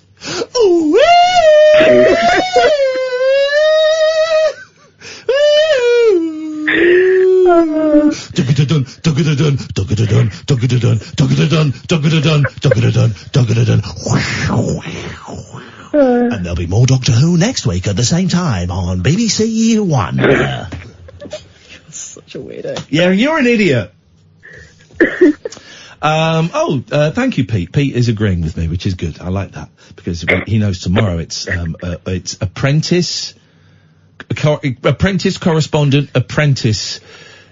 Is the Apprentice Correspondent Apprentice show tomorrow, where we want 16 candidates. Let's round it up to 20 candidates. Yeah. And each week we're going to get rid of one candidate until we have our Apprentice Correspondent. 20 weeks of the Apprentice? No. It's going to overrun a little bit. It might actually run into next year. I've not done enough. Can we get to Oliver's point? Because, I wish he would. Oliver! Hello. The most unique name of all is Oliver. Yes, Oliver. Hi. Hi there. So, I phoned Kath a while ago now, when it was just her on her own. Who gives a toss, you knob? I'm here now. I want to talk to you about what you phoned in for. Punch your ears off. What? That'll be the drunk show. Someone's ear off. It's almost worth it. What a show. What a show. Oliver, please get to the point of this call. I'm trying. Get to the point of the call, Oliver! When I was talking to Kath, I was talking about an interview that I had the next day. And, do you remember this? Hang on a minute, be quiet. Of course I remember. I paid very much attention to Oliver. What was the interview for? A job. What job? I don't think that was disclosed. It was a what? Oh, selling sofas, yeah. Yes. And we workshopped it. You've not sold a table for £1,000 to a partially sighted gentleman recently, have you? He's not blind. Oh, he is from Port Talbot. Stop throwing things at me. Oliver, please get to the point. Are you a sofa salesperson? No. That interview didn't go very well. Oh. That's because Catherine effed up the workshop. Is it sofa workshop? No. Okay, good. But I had another interview on the 10th of September, so not that long ago now. Oh, it's a month ago. And, didn't get that one either. Then I had an interview on the 13th of September. That was terrible. Then I had an interview on the 17th of September. Didn't even turn up for that. The 21st of September was interesting because I went on the wrong day. It was on the 20th of September. There was no interview. What is going on, please? I got a job interview on the 10th and then an offer on the 11th. Yes, mate. And then I'm starting my training tomorrow. So I thought. Great news, Oliver. Thanks very much for the call. Dear God! I hope it goes very, very well for you, and I pity everybody you have to work with. Just get to the point. Good evening. No, well done, Oliver. That is genuinely great news. I'm absolutely thrilled. Good evening, Christine. Hello. Hello. Hello. Are you going to be sensible? Probably not. Depends what we're talking about, Christine. Christine. No. Right. Listen. You know these eco warriors? I don't like your tone. Oh, sorry. Don't like your tone. Well, the Extinction Rebellion. Yes. Right. I was speaking to my neighbour today. Okay. She's 82. Uh-oh. They always tell you, don't they? No, listen. They always tell you. She's 82 years old. They always tell you. And I said, no, I know she's 82. Well, she told you. She's my neighbour. Yeah. I know how old she is. I don't know how old my neighbours are, and I would suspect that many people listening would be hard-pressed to correctly and accurately age their neighbours. Oh, well, anyway, I know her. She's a friend, and I know how old she is. 82. Anyway, I said to her, I spoke to her this morning, and I said to her, it's turned a bit chilly now, hasn't it? I said, have you put your heating on? Yeah. And she went, oh, no. She said, oh, I can't put my heating on. Yeah. So I said to her, why is that then? She said, because all over the news about the Extinction Rebellion up in London, she said that we're not allowed to put gas central heating on. Christine, are you suggesting that we shouldn't allow the Extinction Rebellion protesters to protest because your neighbour is an idiot? 82-year-old lady. Yeah. That's frightened to put her heating on because she's misunderstood because she's misunderstood the news. Yeah. Are you saying that we shouldn't let them protest because she doesn't understand facts? I'm not saying that they can't protest. Right. I'm just saying that they need to come and make sure the neighbour's okay. 82-year-old Okay, well she's misunderstood the news. Well, can I tell you something? My grandma was in her 90s and she was convinced that global warming was the result of too many Polish people coming over here breathing the air. That's a good point. So, it's often missed in the argument. sometimes older people get things wrong. I know, but I said to her, don't be silly. I said, you can't be cold. No.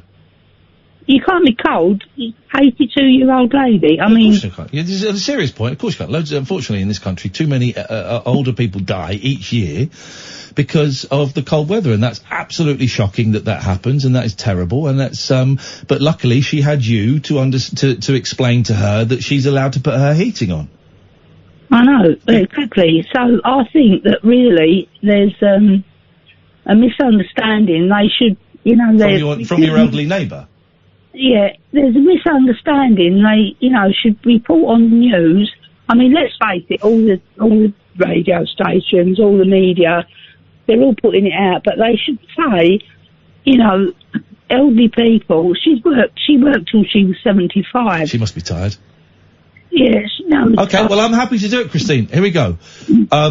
While I'm grateful that Extinction Rebellion are protesting to try and save the planet, if you are elderly, you are still allowed to put your heating on. I encourage it. We don't want you getting chilly. Put on a jumper. Put on layers is the thing. Layers as opposed to thickness. But you are still allowed to put your heating on. There we go.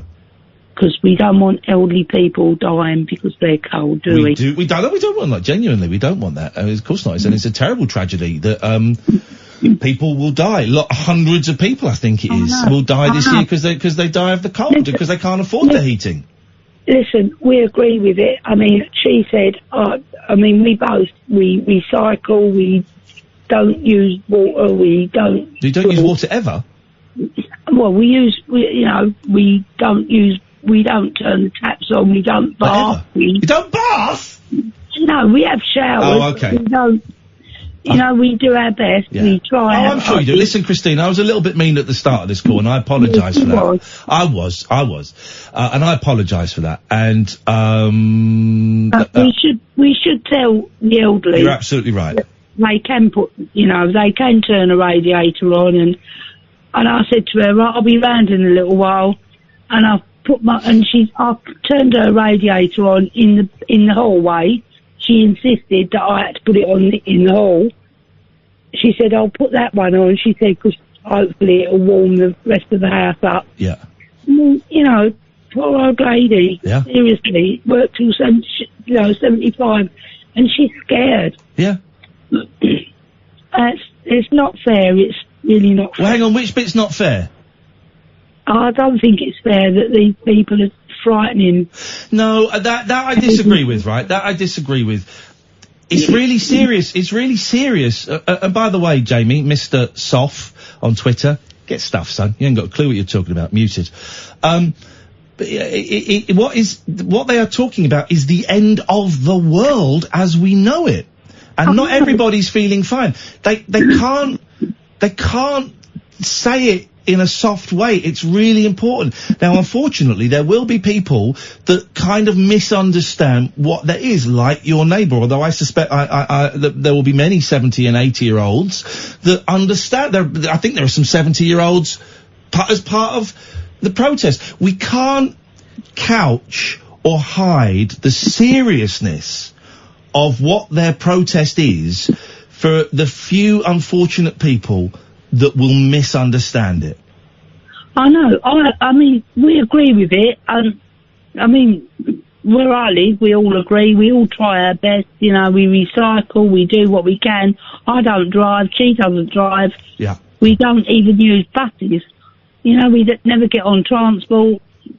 She walks up the road and gets a little bit of shopping. And she even said to me... You sound like good people. She even said to me, I've not been buying meat lately.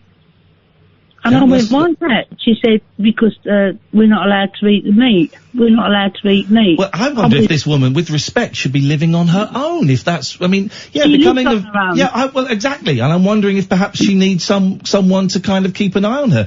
If that's what she's getting from the news bulletins, that she's not allowed to eat meat and she's not allowed to have her heating on, I suggest that with respect and with love, that she's misunderstanding stuff that is blatantly clear. I haven't seen on the news that we're not allowed to eat meat and we're not allowed to have the heating on. That's what they're saying. That's what they're saying. No, they're not. They're not. Christine, they're not. Listen, I listen to talk radio.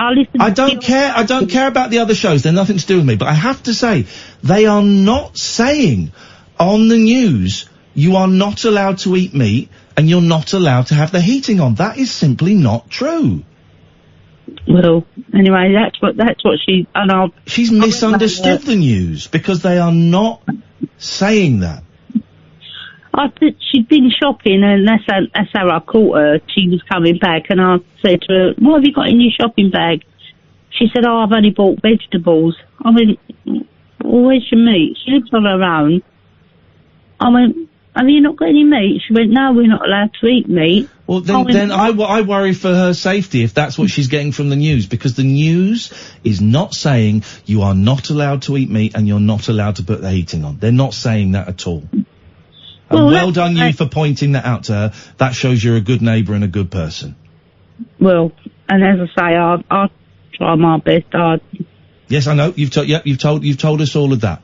I try my best. I do my researching. I don't drive. I don't get on transport. You're allowed to get buses. You're allowed to get buses. No, I walk. Okay, well, that's your choice. I walk. That's your choice. As I say, yeah, it's I'm scared. I'll be honest with you. There's elderly people who are misunderstanding the news. Not my neighbour, but there must be elderly people that are listening. Misunderstanding the news. What can we do about that? Misunderstanding the news. What can we do about that?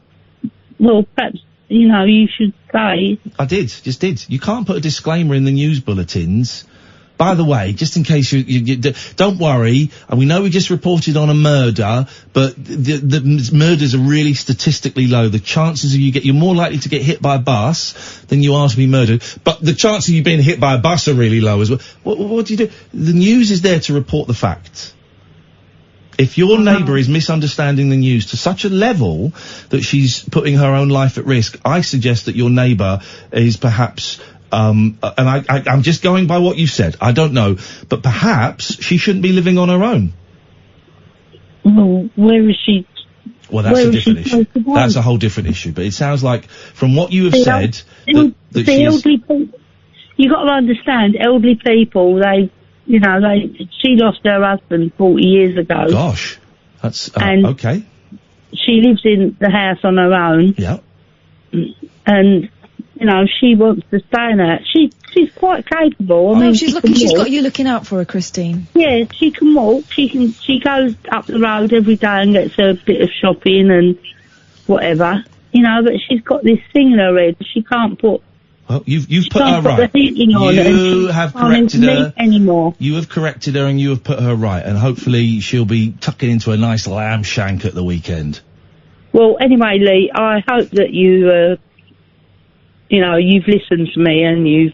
Well, we just had a conversation, didn't we? Anyway, Christine, I hope you listened to me and learned my first name. Lee. Is it Lee? No, it's not. But thanks for your call. 0344 499 1000. This is Talk Radio. The Late Night Alternative with Iain Lee on Talk Radio. Jamie has tweeted, being as obnoxious as ever with the current caller, easy cannon fodder. Enjoy your week off because it's all too much, big lad. Then he's tweeted you, all too much. Tell your mate if he fancies a debate, call me flipping Kath. Jamie, I don't know what your number is, mate. I'm more than happy to give you a call and invite you on. I looked at his next tweet. I suspect he's not up to it. Jamie, you're very welcome on, mate. You can either call us and we call you straight back. That's how it works. Or if you, I don't know. You've invited me to call you, but I don't have the number. Be more than happy to have a chat with you. 0344 499 1000 is the telephone number if you want to give us a call. Just to remind old people, you are allowed to turn the heating on. You are allowed to eat meat. Also, for other old people, like my dear departed grandma, it's not the Polish people's fault. We don't know that for sure. I don't think they're using up the air. I don't think that's the thing. We don't know that for sure. Global warming is all to do with the Poles and the Albanians and the travelling community. Let's go to Cleo. Good evening, Cleo. Anyway, bud, I require your help. Okay. Is it to get rid of your cob on that you often have on Twitter? I don't have a cob on. You do quite often. I just have a deal. I know you've mentioned before that you suffer from you don't like being in what's the word I'm looking for, like public water. Public what? You don't like being in like public scenarios where you're like socialising and stuff. Socially awkward. Yes. Yes. Yes. Well, it's hard to explain this. I've been like that since I've been depressed, so for the last 5 years or so. Yeah? I've gone from being like, the one who holds court. Yes. And all our little shenanigans to being the exact opposite. I've been agoraphobic for the last 3 years. Okay. So how can we help you? How can we help? I'm going to go for a meal on Saturday with my old bandmates. Yeah. To commemorate one of our other bandmates who died. Yeah. 10 years ago. His parents are coming up. Okay. And I don't want to go. Okay. But I feel obliged because it's obviously to be banned. Never do anything that you feel obliged to. Never do anything you feel obliged to. This is the thing I've learned as I get older. If I feel obliged to and I don't want to do it, I have to check I don't want to do it for the right reasons. But yeah, if I'm being made to feel obliged and I don't want to do it, I don't do it. But I'm not sure if it's they're not imposing that I go, but it's like in my own head I'm like, if I don't go. Okay, well then so you want to know how to go? Get drunk before, easy. Simple as Kath, right? Get drunk. You should get drunk before. Get absolutely steaming. I don't think that's quite. And turn up, and we're gonna get the band back together, Mum and Dad, nice to meet you again. Back together right now in the restaurant. Screw you. I don't think that's very good advice, Lane. Okay. No, it's just a suggestion. But, Catherine. I've always had this because of obviously the way I look. Yeah. I've always had it in me, and I think that's why I've always been the one who's held court. So I can, like... Yeah, but you haven't got to be that guy. If you're worried that you're not going to be that guy, you haven't got to be that guy. But then... Also, no one is as bothered about the way you look as you are. I think the majority of people have got their own stuff going on. And what's the response I get from people might... yeah, but these are your mates. These are your mates, though. But it's not just that. It's been the whole... It's going to be in a restaurant. Yeah. And I've not socialised for years. Yeah. And Well, what a great way to start, with friends. So and it's not about the evening thing. There's also with the band, the breakup, there was a lot of animosity there as well. I didn't help. Well, there's a lot. And there's loads of little things. But you get that with all bands. There's always loads of little niggles. But it's like... Right, here's the thing you got to ask yourself, and only you can decide this. Do you really want to go? If it was your thing, would you want someone to come begrudgingly or because they felt obliged? And how much of your life are you prepared to limit for the sake of what someone you don't know might say? And that last one is probably the most important one, because that's not just about one night. That's about the rest of your life. But I would be giving myself that advice a few years ago. Well, I'm in a weird place where... God, I'm really crying.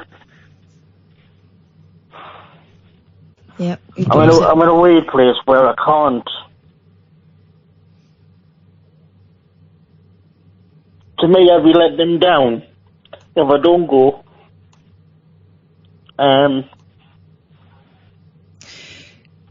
Could you not, and I know it's a thing because the parents are coming, but if the object of the exercise is to commemorate your friend and to see your bandmates, could you not invite them round to you?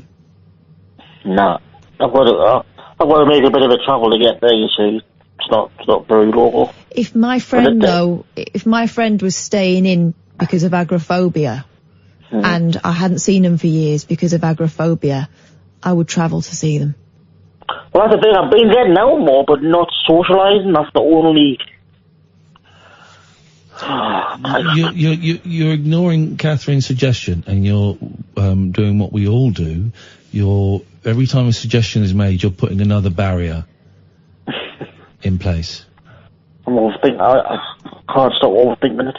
Yeah, I know, and that's the best part of the problem. When is it? Saturday. Yeah. Do you know what? It'll be all right. Here's the thing. All these things that I do that I don't want to do, they're all right. They're all right. Sometimes they're really good, but at worst, they're all right. You know. Those people would be glad to see you. But you've got to weigh up whether it's worth the stress to you. I think I might be too emotional. Then don't go. Because I'm missing. Yeah. There you go. Every day. Every single day. Well, I think it sounds to me like it might do you some good, but I can see that it's hard. There you go. That's what it's about, man. Oh, Christ, man. When did he die? 10 years ago, in the 23rd of December, but it's his birthday this weekend. And you see his folks, they're dead old, and they were class when he died, and he's from London. Well, he's from Trinidad originally, but he moved here from London. And so his funeral was up here, even though he's a London lad. And that's why they come up, because they like to visit the band and stuff. And we promised him so much when he was dying, and we failed. Oh, Christ. I'm about to put the phone down. Sorry, mate. No worries. Right, no worries, mate. Thanks for the call. Take care, brother. Take care, man. Love you, Cleo. Oh, man.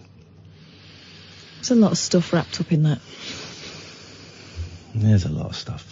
Thanks for that call, my brother. And, yeah.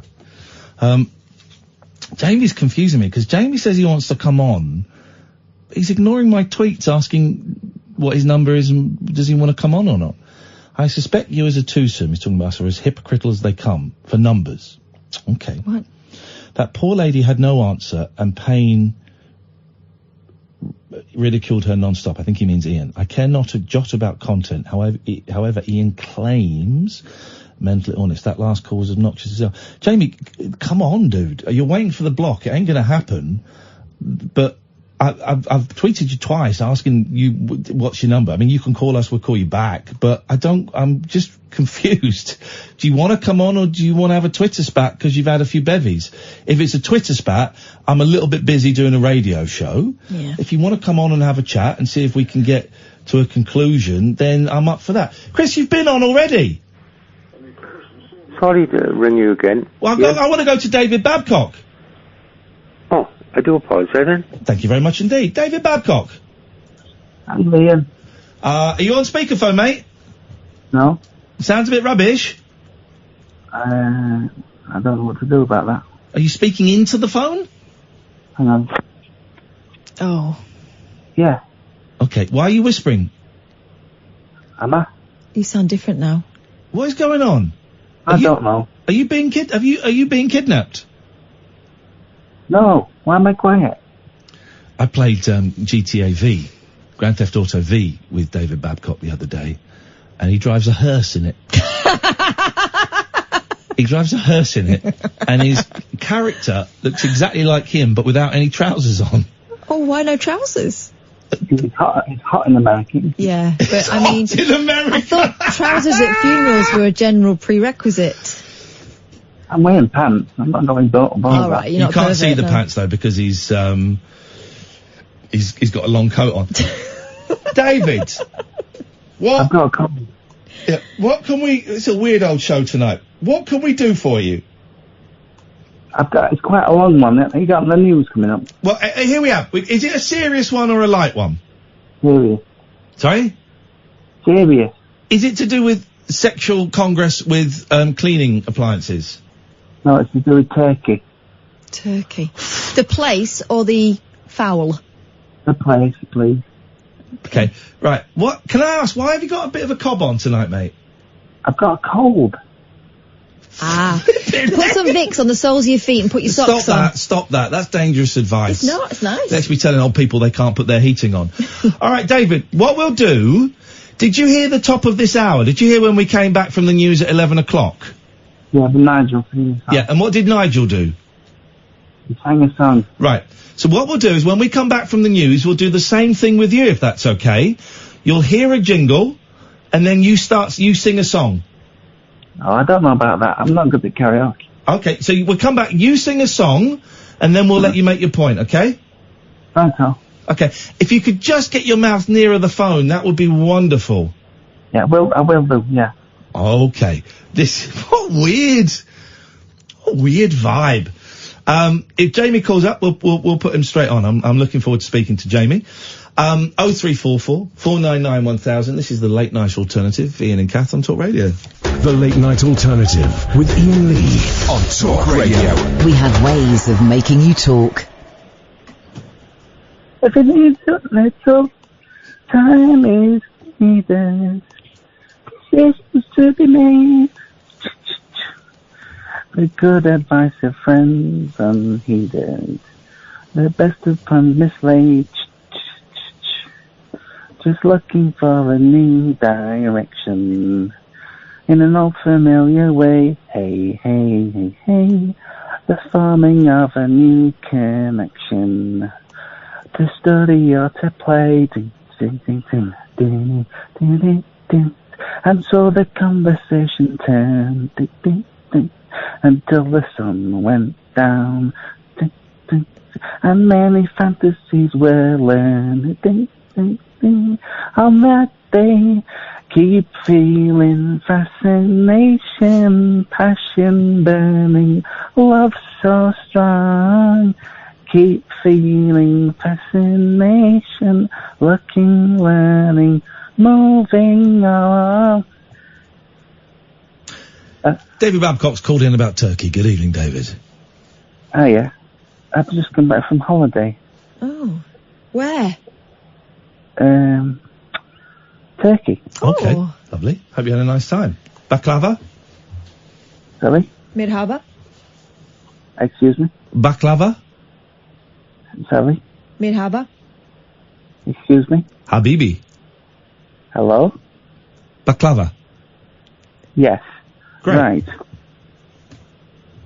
Hello? Yes, I'm looking forward to hearing this story about your holiday. That's what you've called in for. Well, you know, I stayed at the Starlight Resort Hotel. Okay, sounds great. I'm going to Google it. Okay.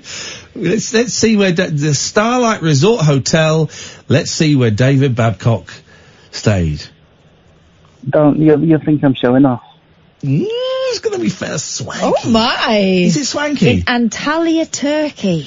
Well, you know, here's the irony. He stayed in Turkey. You know what his job is, apart from ghost hunting? He sexes chickens. No, I don't. No, he sexes them. Bloody hell! Look at that!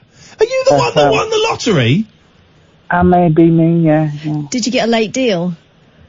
What do you mean late deal? I had it booked for ages. Oh, fine. Okay, You must booked have been early. saving up. Yeah, okay. No, you didn't Thomas Cook it, did you? No. Thank God for that. No. We did. We were last ones in. And then the time before we went Monarch. Oh, blimey. I've got to say, the Starlight Resort Hotel is set within beautiful gardens overlooking the calm waters of the Mediterranean coast. Mm. Okay, glad you said that. Right. So what is the point of this call, David? 5 stars. 5-star hotel? Yeah. For a little failed ghost hunter? Yeah. Incredible scene. Did you get your own Hoover every room? No. Strict no Hoover policy in the hotel. Was it haunted, David? It wasn't haunted, but I tell you what, I learnt a great trick from the barman. He was behind the bar, right? That's where they tend to be found. Yeah. And do you want me to do it on you? Yeah. Okay. Right. Melon. Lemon. No, wait. Is it lemon? Wait. Melon. Am I supposed to, am I then going to say melon, but the answer's lemon? No. Okay, alright, fine. Just keep saying melon then. I'm thinking lemon while you're saying melon. Go. Lemon. Oh, you're ruining it. Alright, I don't even know what it is. Do it on Kath. Got to do it on me. But just keep thinking lemon, Kath. Don't do it, right? Melon. Right, Kath. Yeah. Lemon. Name a citrus fruit. A lemon.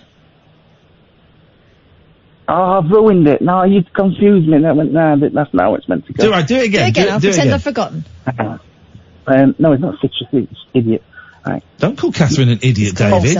Come on. Call myself. Melon. Boobs. No. Boobies. No, right. Name a fruit.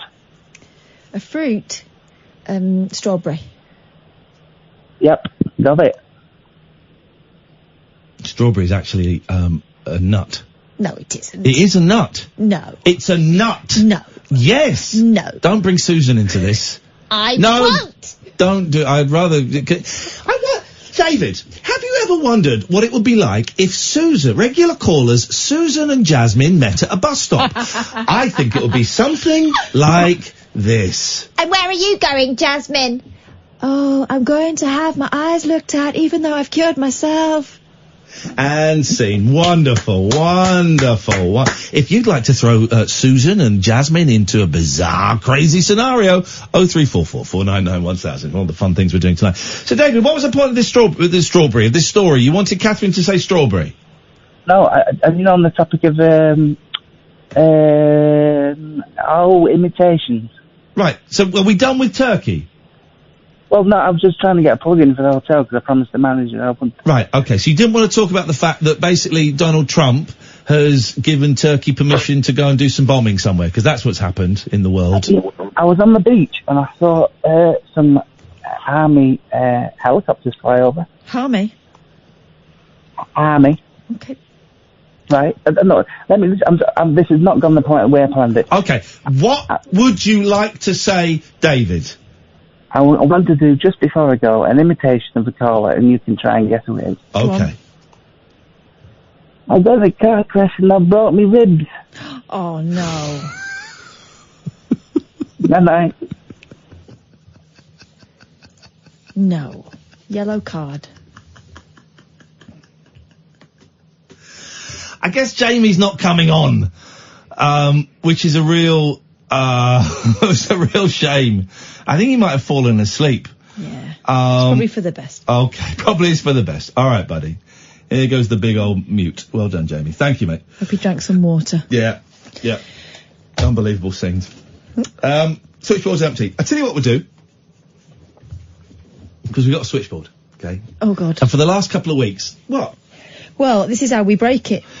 Exactly.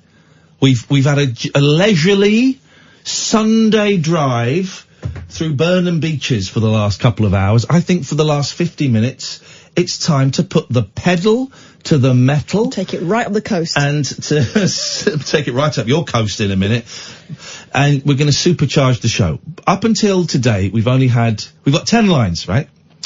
And for the last few weeks, people have only been able to phone in on one line. So one line would ring, it mean no one else could phone in, right?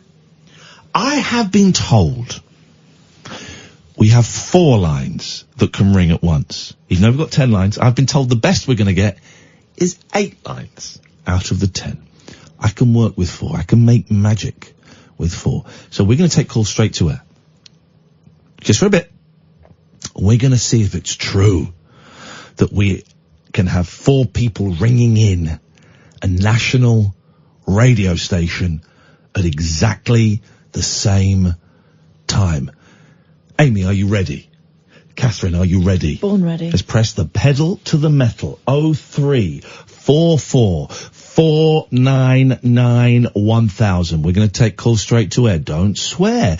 Don't be libelous. We have a 14-second delay here. I have a dump button. I have access to 2 dumps at a time. That means if you say anything that I don't want to be broadcast because it's racist or sweary or whatever, it doesn't get broadcast. No one hears it. 0344 499 1000 is the telephone number if you want to give us a call. Let's go to line 1. Good evening, line 1. You love Mike Sticking. That's absolutely true. By the way, I'm not going to even give him the pleasure of mentioning his name, but a few months ago, we did mention someone's name on here, a gentleman who had been emailing me and harassing me, right? And I'd reported him to the police, I'd reported him to, then I went as far as a few months ago as naming him on Twitter and saying, please stop emailing me. Mm-hmm. You make me very uncomfortable and this is now harassment. Well, he got quite abusive at one point. Got very abusive. Got very, very abusive. We've got 4 lines flashing. This is beautiful. It's not perfect, but it's beautiful. I found him very unsettling. Well, he emailed again today.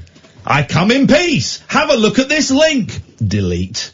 Well, actually, sent to the folder that I was hoping would not get any more things in, but I've had to. I don't want to go to the police again, but I come in peace. Have a look at this link. No, you're a weirdo and you make me uncomfortable. Stop emailing me. We'll get another email saying, line 1, you're on the wireless. Fanny. Fanny. Okay, thank you very much indeed. That's easy for you to say. Let's go to line 2. 2, you're on the wireless. Will be answered shortly. Oh. Thank you for holding. That's us. Okay, let's try line 3. Did we just try something? Line 4, you're on the wireless. I like it like that. I like it like that. How do you like it? Hello? I like it like that. Thank you very much indeed. I've got a feeling... Line 1, you're on the wireless. Line 1, you're on the I've got the radio on. Fanny. Hello, line 1. Fanny. Okay, thank you very much indeed. That's easy for you to say. Let's go to... Hello, line 1. Your call will be answered shortly. Thank you for holding. Okay. Hello, caller.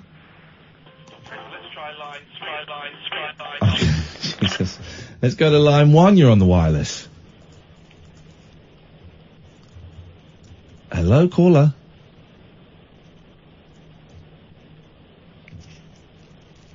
Have we just broken the phones? I knew you would. Did we just break We can't have anything nice round here. Did we just break the phones? I'm going to phone in and see if we just broke... This is the radio equivalent of Kim Kardashian's oiled up backside. Easy access, isn't it? Let's see if we... I'm phoning on my phone to see if it comes up on... No, we got a phone call. We got a phone call. Okay. Line 1, you're on the wireless. Is Kath there? Yeah? Why? I want to ask how she is. Okay, I'll put you through to Kath now. Kath, there's a call for you. Hello, Kath speaking. How can I help? Hi, Kath. You're lovely, you are. Thanks very much. Is Sam there? Nope, No. Sam's not here.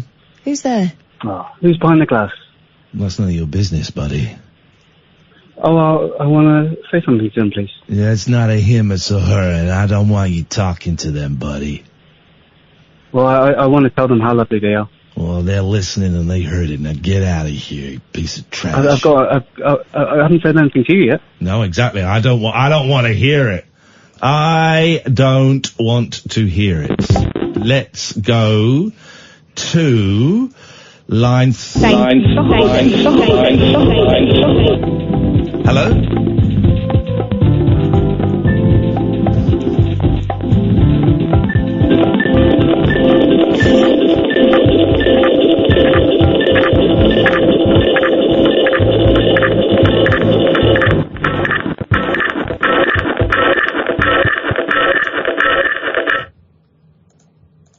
See, here's what I can't tell, and I shouldn't say this on air.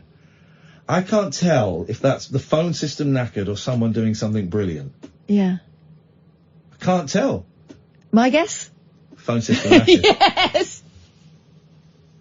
Yeah. Given the last 5 days, yeah. Okay. Okay, let me... 499 1000. Okay, because we got this call waiting for us. There we go. Hello, caller. Okay.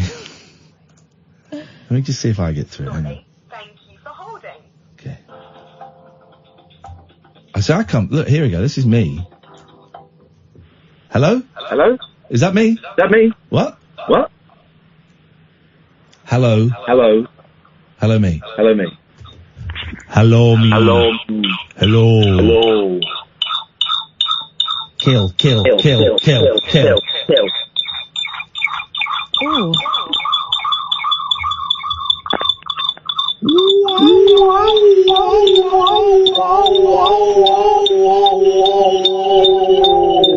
I like it like that. You like that. I like it like that.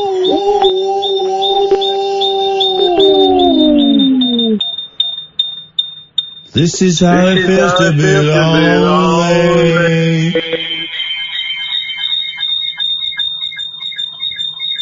Okay, so it's working. It's Yeah, fine. In that case, it's sounds working. good. Let's go to line 4. 4, you're on the wireless. Hello. Bacon. Bacon? Where? I've got bacon in the fridge. Line 3, you're on the wireless. You, sir, are a goddamn piece of trash. Whoa! Ah! Burn. Let's go to line 5. 5, you're on the wireless. Red Robert. Pardon? Pardon, monsieur? Okay. Hello?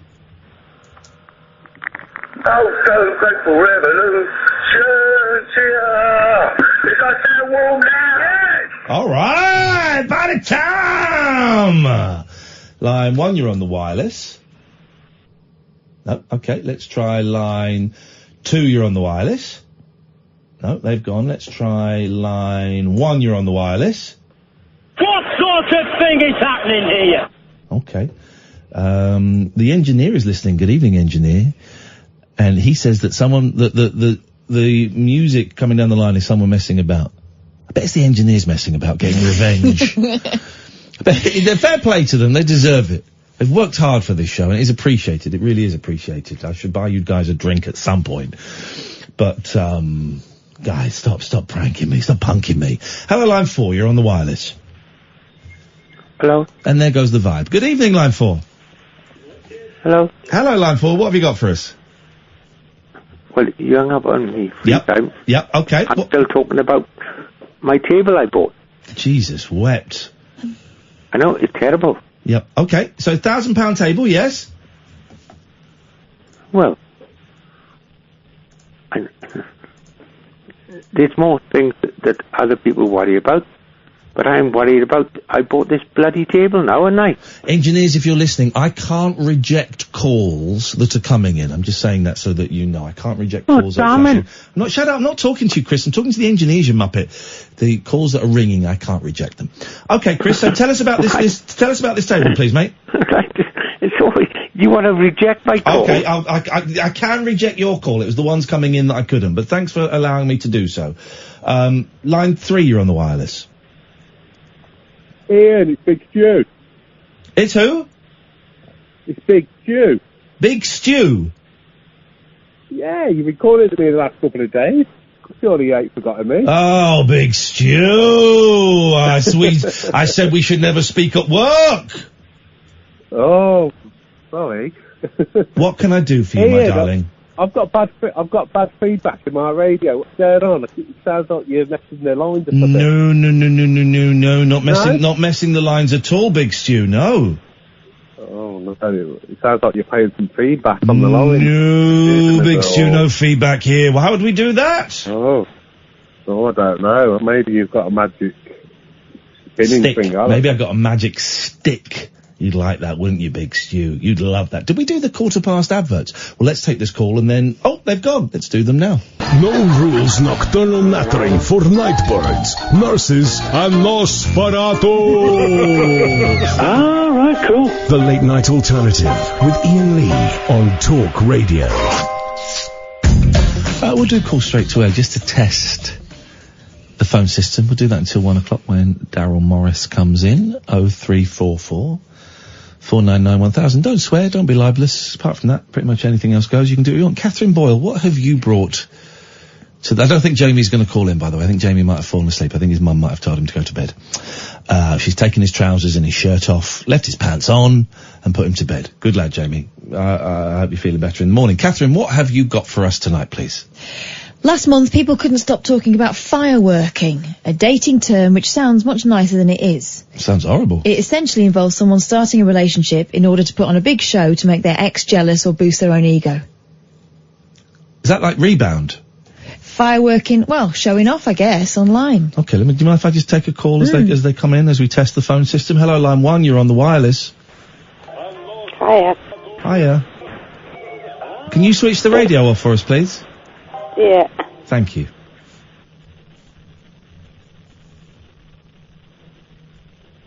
You alright? Yeah. What's going on? I was just ringing up. I was listening to the show then, and I just wanted to join in, basically. Okay. Well, is there anything you'd like to say? I just wanted to... Is it Iain? It's Iain, yes. Iain and Catherine, yeah. Yeah, I just wanted to congratulate him on his 18 months. Hey, you're talking to me now. You're on the air. Yeah, well, me, myself, I'm an alcoholic, and I just wanted to congratulate you. I know how much... Thank you. How much hard work it is trying to get clean and sober. I was an alcoholic for 15 years. How long have you been sober? I'm coming up to 2 years on the 15th. Yeah, 15th of this month? Yeah. Oh, beautiful. Congratulations. Well done. So, I can't remember, because I tend to go to... Do you go to AA? I do both. You do both? AA okay. So and NA. you get, is it a black key? It's a black key ring, isn't it, in, NA for 2 years, multiples of years? Because, the alcohol was my problem, but I always smoked cannabis. There you go. And I found out that when I was in AA, when I told AA in the meetings that I struggled with cannabis, I was shunned, basically, so I had to go to a different fellowship. Some AA meetings, a few AA meetings, don't like you talking about drugs, and they don't see drugs as a problem. And if you mention, I've done it where I've sat in AA and said, I'm an addict and an alcoholic. And they kind of, if you say you're an addict, they're a bit, so in some places it hasn't happened to me, but in some AA meetings, someone will say to you afterwards, we don't say addict here, we say alcoholic, and you're not really, you're here to talk about alcohol, not about drugs. So you're right. Oh, well done. How is life? This year has been the worst year of my life. I've nearly lost my property, my son's gone to prison, but I've done it sober.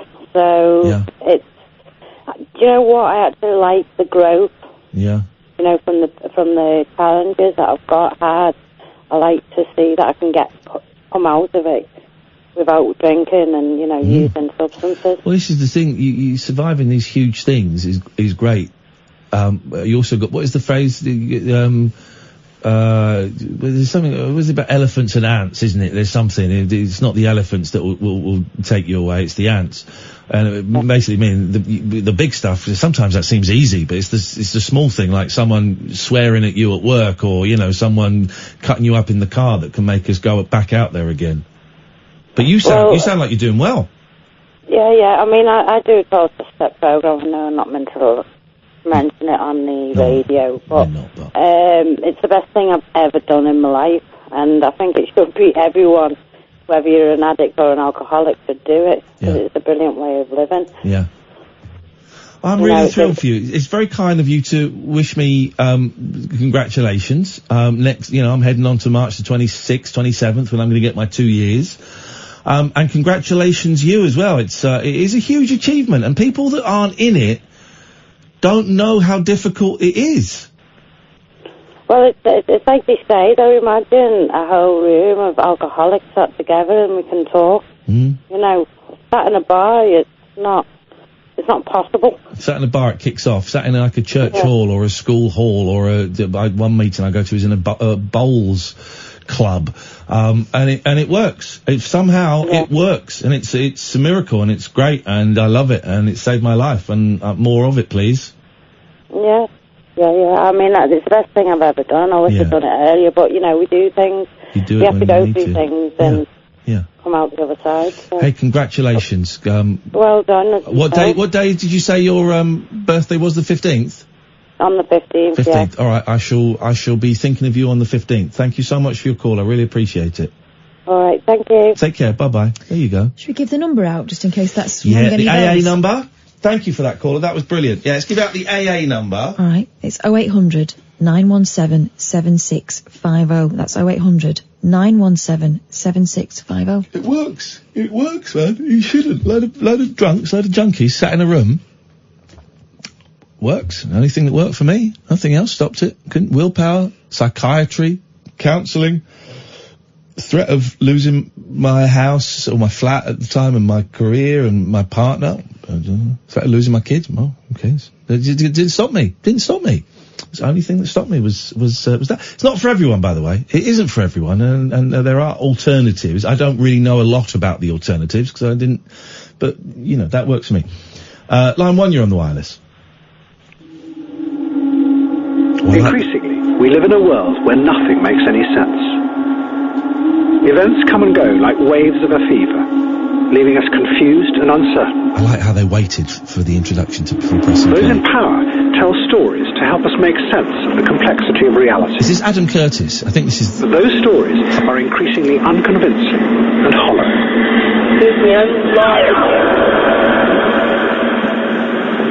This is a film about why those stories have stopped making sense. And how that led us in the West to become a dangerous and destructive force in the world.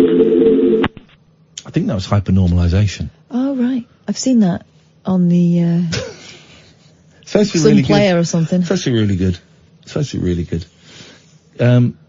Continuez-vous, s'il vous plaît, and if you don't mind, I'll bring in callers as they pop up as we test the new phone system 03444991000. So we've established this term fireworking, which is starting a new relationship just to show off to your ex that you're quote-unquote happy when actually it's just for show. Yeah. This month, however, zombieing is the word. A dating trend that's been around for a while. It's doing the rounds online. In case you'd never heard of it, here's a look at what it means and what to do if someone you're dating turns out to be a zombie. We've all heard of ghosting, when someone you've matched with or been out with randomly starts ignoring you, never to be seen or heard from again. Well, think of zombieing as a step up from that. This is what happens when your potential love interest ghosts you after a great date, only then to pop up later on another dating app, or by sliding into your DMs or text messages like a zombie rising from the dead. Okay.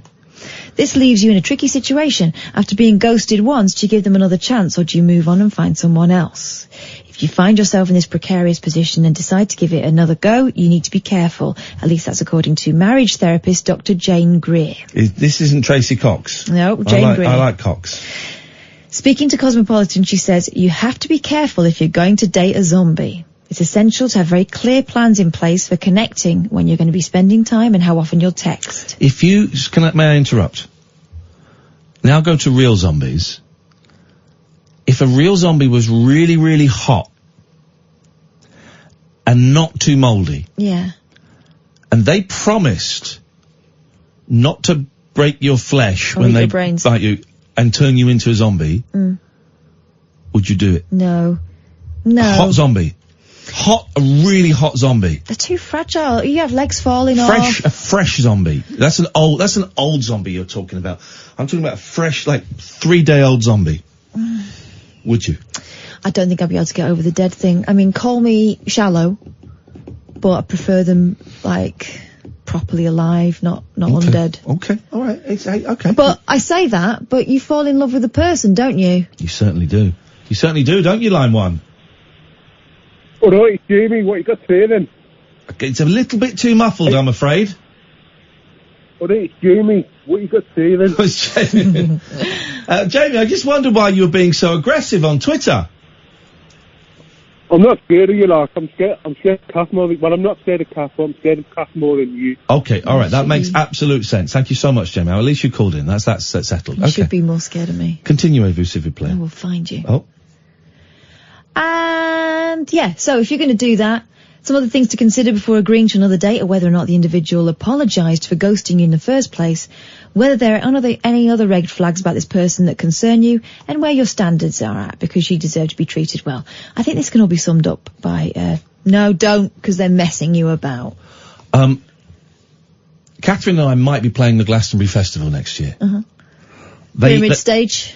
Well, this is it. Here's the thing. I've never been to the Glastonbury. By the way, Andrew Ridgely might be coming on the show before Christmas.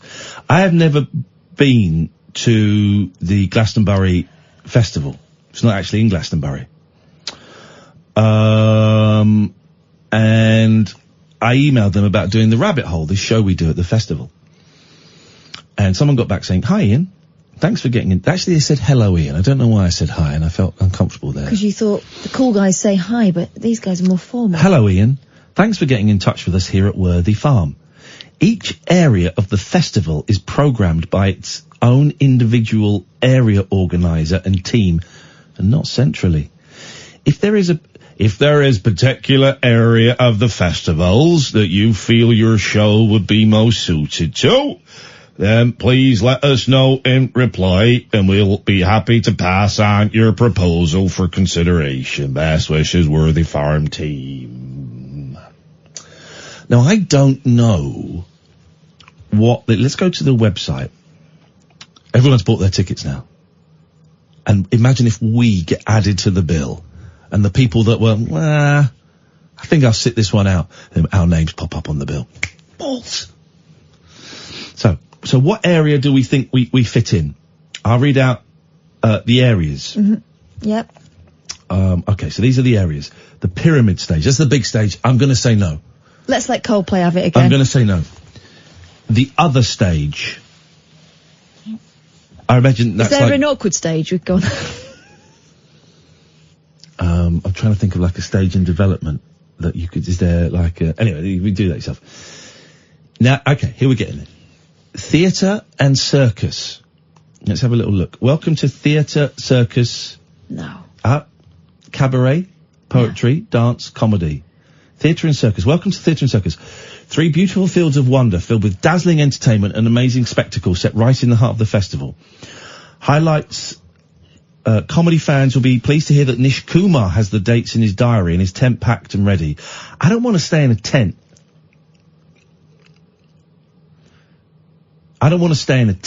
Right. Can we get, a yurt? Well, there may be a flaw in this plan. What's the green fields? Green fields. Oh, Jesus, no.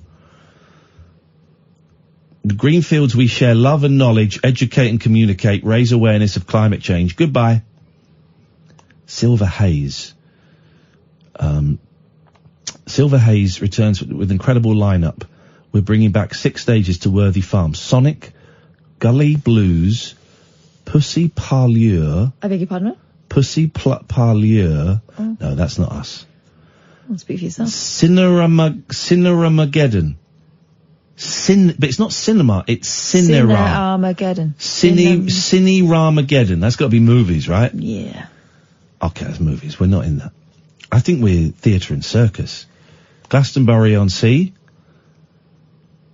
There's a pier. Jeez, let's just take this. We've got a call here. Let's go to line 2. Hello, line 2. Hello, Catherine and Lee. Ian, sorry. You were saying about environmentally friendly products earlier, and the sort of eco stuff and all the rest of it. Yeah. Just people to look at what they use, what they throw down the drain. That's what I suppose I wanted to ring up about. Go on. It was just sort of the thing of what we actually use and what we throw into the rivers is more important than eating meat and all the various other things of not switching your heating on. Yeah. It's just the pollution. But I learned something, is on Wikipedia, there's the green cleaning page, and something that's not been reported in the news was about the America are going to make them publish what's actually in the products, all the toxic stuff. I realise it's a bit serious, but it was just sort of make people think. So hang on, America's doing what? I'm sorry, Catherine, could you talk to this caller? Yeah. I'm applying to the Glastonbury Festival, where we're going to get some wicked hashish. Wow. So America is making people publish what the ingredients of cleaning fluids? Yeah, there's 34 chemicals. On the green cleaning page, if people want to look it up on the Wikipedia. But there's 34 products that are basically toxic, carcinogenic, etc., etc. Yeah. And I suppose what I'm saying is just for people to look at what they actually uplift, if it's vegetable-based rather than petrochemical-based, for instance. But the they're actually doing a state law. Doesn't clean as well as the chemical-based stuff. That's the issue. Well, they don't, and that's the issue we need to educate people on. But I use Domestos, Big Bad Dom. And bleach is okay. Oh, is it? Bleach is okay. Is it? It just forms salts when it's actually going in, neutralising. Oh, okay, fine. It's more the effect is your actual washing up liquid, rather than using a petrochemical based one, is use a vegetable based one. It's like I use vegetable oil in my chainsaw. Because you've also got all the, if you're using mineral oil, petrochemical oil in the chainsaw, you've got all spraying off in all directions, dirtying at the wood, and you're breathing it in as well, which is not very good. And it smells of chips when you, it's like, because you can convert cars, can't you? No one really does it anymore. Yeah. It's illegal. But it means everything smells of chips, which is great. I'm down with that. Or if you get oil from some of the more continental restaurants, it can smell like, what was it? A Frenchman's arse. Whoa. Is it? Which is a great smell. It smells like Mexican restaurants and things like that. It's hilarious. Mark, it sounds great. I'm in.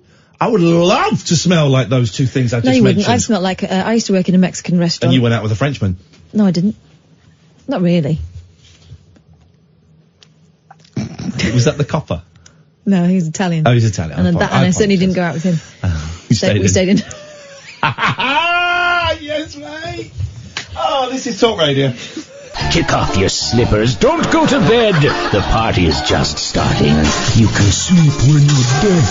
The Late Night Alternative with Iain Lee on Talk Radio.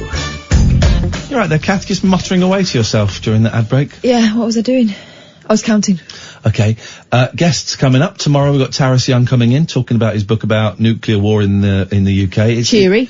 It's quite heavy. It's a good book. I've not read it. I've flicked through it. It's a good book. So he's coming in. I'm looking forward to that. I think next Monday we've got the editor of Chat It's Fate coming in now. Mate. The next Wednesday we've got Imani Coppola on the phone. So save up all those dumps. Save up those dumps and let's get some bleep. She's coming on live. Her new album, The Protagonist. Oh my word, it's just a joy. I honestly, I heard most of it over a year ago. And it's her best, man. It's her best. And she's done like a proper. It's a very accessible album, I'm guessing, is what I'm trying to say. And she's kept the swearing to the minimum. She said, she sent me some rough versions that had swearing in, and then she sent me clean versions. She said, I'm going adult on this. Being an adult. It's such a great record. I'm such a big fan of hers. Call straight to air. 0344 499 1000 is the telephone number if you want to give us a call. We've done straight to air a bit recently. I will hold off a little bit from it, but I just want to with the phones, as you know, have not been working, and I just want to test the phones and see if we can get them, see how they're working. So there's that. A plane's first officer threw up during a mid-air toxic fume scare. He vomited twice after taking off an oxygen mask he put on after air in the cockpit was contaminated. In the cockpit! Whoa, man! A cabin crew chief on the London-bound British Airways flight was also violently sick. And the next day, the captain went to hospital complaining of a blinding headache. Oh, gosh. What the hell is this? Oh, here we go. Oh, no, the drama was on a flight from Amsterdam to Gatwick last Tuesday. On the same day, emergency services lined a runway at Gatwick after a fume scare on a BA flight from Venice. Hang on a minute, what is this? Some 291 contamination events have been reported on BA flights since January. By the way, so you know my flight to Rome when I took the boys was cancelled and I had to get another flight. I booked it through Expedia. I'm an idiot. Booked it through Expedia. And as we're going to the airport, I got an email saying, flight's cancelled. EasyJet, flight's cancelled. So I managed to book another flight that night. And then we flew out. And I forgot that you can get compo. If your flight is cancelled and they haven't got a good reason, you can get compo. And it's like, between 160 and 250 euros each. And I forgot there were three of us, me and the boys, and I haven't got to share that money with them. But then Expedia sent me a thing saying, your flight's been cancelled, we can claim for you on your behalf, and we'll take a small percentage of it. And I thought, I can't be bothered, because I've claimed before, and it's a faff. You've got to write a formal letter and an email, and you've got to send it off, and you've got to chase it up. And I thought, so I went, yeah, sure, do it. And you click some buttons, and they do it.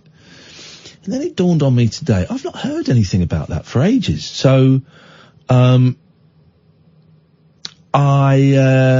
looked at the email they sent me. The last email was on the 17th September, and it said, we've applied for this, you should get it in 23 days, which is an odd thing. And if you, so I sent an email saying, I haven't heard anything, what's going on? And then I scrolled down and it's got the cut. So I'm entitled to 750 euros for them, which basically, I think pays for the, so you get the refund from the flight and then it would pay for the flight that we took in the end. And that may have been a bit less actually. But Expedia take like 235 euros of that. And I'm thinking, well, hang on a minute. They never said that when they said, oh, we'll do it for you and we'll only take a little bit. They never said that. They never said, oh, you might get 750 euros and we're taking 235 euros. That's what cheeky gets. Cheeky gets. Just all that, laziness, you see? That's all it is, Catherine, is laziness. No one ever offers to do anything. No. Let me rephrase that. No company will ever offer to do anything for you that is just to benefit you. Our friend James Ditchfield, who lives in Los Angeles, Yeah, he was going to get me a job in LA, wasn't he? He's a scumbag. He's a piece of trash. Yeah. He just DM'd me saying, circus and theatre area is where you should be. And that's why I've just replied to Glass me saying circus and theatre area. And Let's do This Is an OK Show. Oh, that's what my boys sing, yeah. We were doing that during Aladdin. We weren't singing that, but during Aladdin, we watched the Aladdin film, which I found a bit tedious. But me and my eldest were sat next to each other, and then just completely spontaneously, we put our heads together and went, oh! And both put our arms out, and we kept doing that. I'm not a fan of camping and stuff, right? And I was thinking, camping with a load of plebs. But then James says, it's an amazing place, and as a performer, you get your own campsite. Yes, mate. And a backstage performance area where music acts from all over the festival come and perform for other performers. Well, they can knock that on the head for a start. But if we get our own little camping place, I've got a nice, I've got a nice tent for me. I'm not sharing a tent with... I've got a tent. Good, because I'm not sharing with Farty Boyle. Wow. Says you. Yeah, says I. There'll be a through breeze. Also, supposing I pull. What? Supposing I pull. Got to hang a sock out the front. Oh. You'll be using it. Well, I'm pulling myself. Okay, well, let's go and play Glastonbury. When is it? If they let us. They might actually look into what we do and decide that we're not an act. When is Glastonbury, please? I don't know, I've never been. It's in June. Pardon me. Gosh. Glastonbury. 24th to 28th of June. We haven't got a gig then. Let's do Glastonbury. Yes, man! Glastonbury Festival with people from around the world listening to Coldplay and the Killers and Dizzy Rascal. A BA source said some cabin crew are scared to go to work. Fume events are the talk of the restrooms. Who talks in restrooms? Perverts. That's who Women. Women and cottagers. That's who talks. There's not a lot of talk in there, is there? In restrooms. Campaigners claim that passengers and crew have suffered from breathing air sucked in through leaking oil seals on jet engines. Oh, dearie me. I hope you got a fun story to pick us up after this. Union Unite has called for an industry-wide inquiry. Inquiry. Okay, that's a boring story. All right. Okay, it's a boring story. Continue. Do you want this? Yeah, I want it. A darkly funny Twitter feed made up of people's anonymous confessions is fast becoming a social media sensation. Yeah, I think Dom sent that to us the other week. And I looked at it, and I didn't believe a word of it. Well, this is the problem with the anonymous confession. Dom sent it to me, and it's very funny. Very, very funny. Some of them were actually quite dark. Yeah. But the one about when I was at school, there were 4 lads and we all used to suck each other off. That was quite dark, I thought. Some of them were very funny. And then I just thought, you have to fill in an anonymous form to get it. So I then thought, well, first of all, you could fill in anything. Right? So you could send in anything. But also, the people that run that Twitter feed might just be writing stuff. So we don't know if any of it's true. No.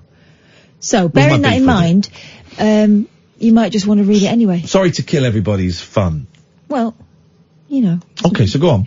The confessions range from the gently silly, everyone thinks I'm a vegan except for the lady at the roadside cafe where I get a bacon and egg sandwich 2 to 3 times a week. Okay. To the completely outrageous, I accidentally found the hooker profile of a colleague. It really was an accident, I found it. What happens in those situations, right? Because so many times you'll get a story in the Sunday papers, primary school assistant, online as a sex worker. Yeah. Sometimes coppers, lady coppers, sex workers. What happens if you're the person, right, and you're going, I want to look online for a little bit of company. And sometimes you look online to book that company, and sometimes you just like looking. Going to look online for a little bit of company. I was a little look, no, it's not really it's a bit too young. Well, she's a bit too old. Susan? Oh my God, it's Susan. Jesus, oh my God. Now, here's the dilemma, right? It's Susan, and you've always fancied Susan. Do you book Susan? Oh, no. No? Creepy. You wouldn't book Susan. Okay. Do you go into work the next day and say, Susan? No. Okay. Do you go into work the next day and go, no. Boss? No. Okay, well, what do you do?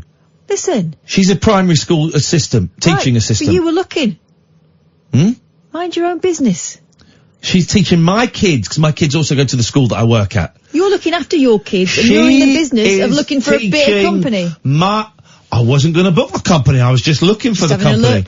I was just having a look. Listen. I was just having a look because I've got very specific medical requirements. Unless she is strutting up I need and down. a hoist.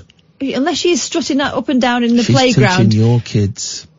Touting for business. It's none of anybody else's business. Okay, she's a copper, and she's a copper, I'm a copper, and she is, advertising herself in her copper's uniform with the copper's handcuffs. Now what do you do in that scenario? Because some of them do. But you're looking. She's doing. I'm looking. Alright, it's a male copper. Doesn't matter. If you're the one that's quote-unquote busted them because so I'm the one that's wrong just for looking at stuff that is freely out there. No, but you're both... What is this world? But you're both involved in a loose sense. Well, not actually. We're not. Yes, you are. We're not. I'm not putting... Just you looking, alright, porn for cowards, you looking on there, but not daring to go for it. You told me not to go book Susan! You said I wasn't allowed to book Susan! Oh no, it's weird. But this is the thing, okay, police officers are different, because, they could, break, what is it, vitriol? Protocol. Yeah. They could break protocol. That's why, that was it would compromise them. That was the Profumo affair. That was the Profumo affair. That was the problem with there. Not that he was having it off with someone. It was having it off with someone. The minister was having it off with someone who was then having it off with a Russian. Yeah, exactly. It compromised them. Yeah, exactly. Compromises them. Yeah. So I have to kill. What? Sorry? No. Yes. If I want to keep this country safe, which I do because I'm a proud patriot. Well, thank goodness you were scouring the internet. I have to kill sex workers. Oh no, don't even joke. No, I'm not. But do you see the problem? If it's a copper, what would you do? Well, if it's... What if you saw one of your colleagues here? Yeah. Advertising. Why am I on there? You're on there all the time for all I know. I don't know why. I don't know why. Don't you see that the person looking is just as compromised as the person selling? Nope. Let's go to line 1. Hello, line 1. I want to do a parachute jump for talk radio. Okay, fantastic. Away you go. I don't know why we would need that. Don't even need to take the parachute if you don't want. Oh, no, don't. That's a strange scenario. It is very strange. I take back my comment about killing sex workers. I didn't mean it like that in the slightest. It's a horrible, horrible, horrible thing to say.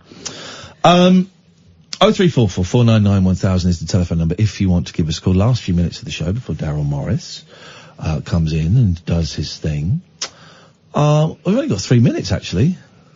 You got a 3-minuter? Yeah. Go on. All right. Here we go. Here's a chancer. Speaking of chances, hang on. Yes, line 1. You got that warm down? Yes! Warm down? Yes! Thank you very much indeed. Complete waste of time. Yep. Here we go. Yep. Staff at Abu Dhabi Airport have been left in shock after a man with a passport saying he's 123 years old walked through the terminal. Holy jamoli. Swami Sivananda's passport says he was born on August the 8th, 1896 in Behala, India. No. Mr. Sivananda had been travelling from Calcutta to London with Etihad Airways and had a stop off in Dubai. If the date on his passport is correct, Mr. Sivananda would be the oldest person to have ever lived. Wow. The elderly man lost both parents before he was 6 and was given away by his relatives to a spiritual guru who he travelled with around India before settling in Varanasi. It's hard to tell whether he actually is 123 because the only record of his age comes from a temple register. It is certain that Mr. Sivananda looks decades younger than his apparent 123 years, something he puts down to yoga, discipline and celibacy. Yeah. In 2016, he was reported on because of the date of birth on his passport, and he said, I lead a simple and disciplined life. I eat very simply, only boiled food without oil or spices. This guy's talking out of his jacksie. Well, I don't think so, because he's been eating a lot of rice and boiled dal. Although he probably could talk out of his jacksie. Yes. Clean as a whistle. With a couple of green chilies. Standing 5'2", Mr. Sivananda sleeps on a mat on the floor and uses a wooden slab as a pillow. Doesn't eat milk or fruit because it's too fancy. You drink milk. He doesn't eat. He thinks you don't eat it. I avoid. This guy's story sounds like bullshit. But here's the thing: isn't it true that in some parts of India, birthdays aren't a big deal? And for example, I have a friend who comes from the subcontinent, and she doesn't know how old her sister is. When I grew up in Slough, a lot of Indian and Pakistani kids, and they didn't know how old their parents were, because they didn't do birthdays. It's a massive generalisation. Hey, Daryl. Hi there, guys. What a lot of tosh that guy is, eh? I don't really even know the story, but it's man lies. It's fun to conclude on things you don't know about, isn't it? You got 58:30. You got 65 whole seconds. 65 seconds. I've had 2 hours sleep, guys. Tough guy, huh? And I've got 4 hours of overnight speech radios today. Get a real job. What could possibly go wrong? Get a real job. Let's see where this goes. What about our armed forces? That's what I get when I forget when I once tweeted, man, I'm so tired. And someone replied, you're not a doctor. What? You had some of that today, didn't you? I saw some of that today. I saw somebody listing all the other jobs that are more important than yours. Yeah. It's always handy. Superb. Anyway, very funny. We've got Rowetta on the show a little bit later. Oh yes, I've met Rowetta. Yeah. Today is the I think it's the 30th anniversary of Kinky Afro, one of their biggest hits. That was like a big global success for them. Actually, it took them to America and Australia and Australasia. Yeah. So we're going to catch up with her, some of her reflections on being on the road with that, and talk about Tony Wilson and other things. And when they went to America, that's when they discovered crack. That's true. That's some story. Rowetta's great. I met her years ago when the Frank Sidebottom show she was on. She was lovely. Right, that's it. Daryl's up next. Thank you, Amy. Thank you, Catherine. Back tonight at 10. Ta-ta. This is Talk Radio.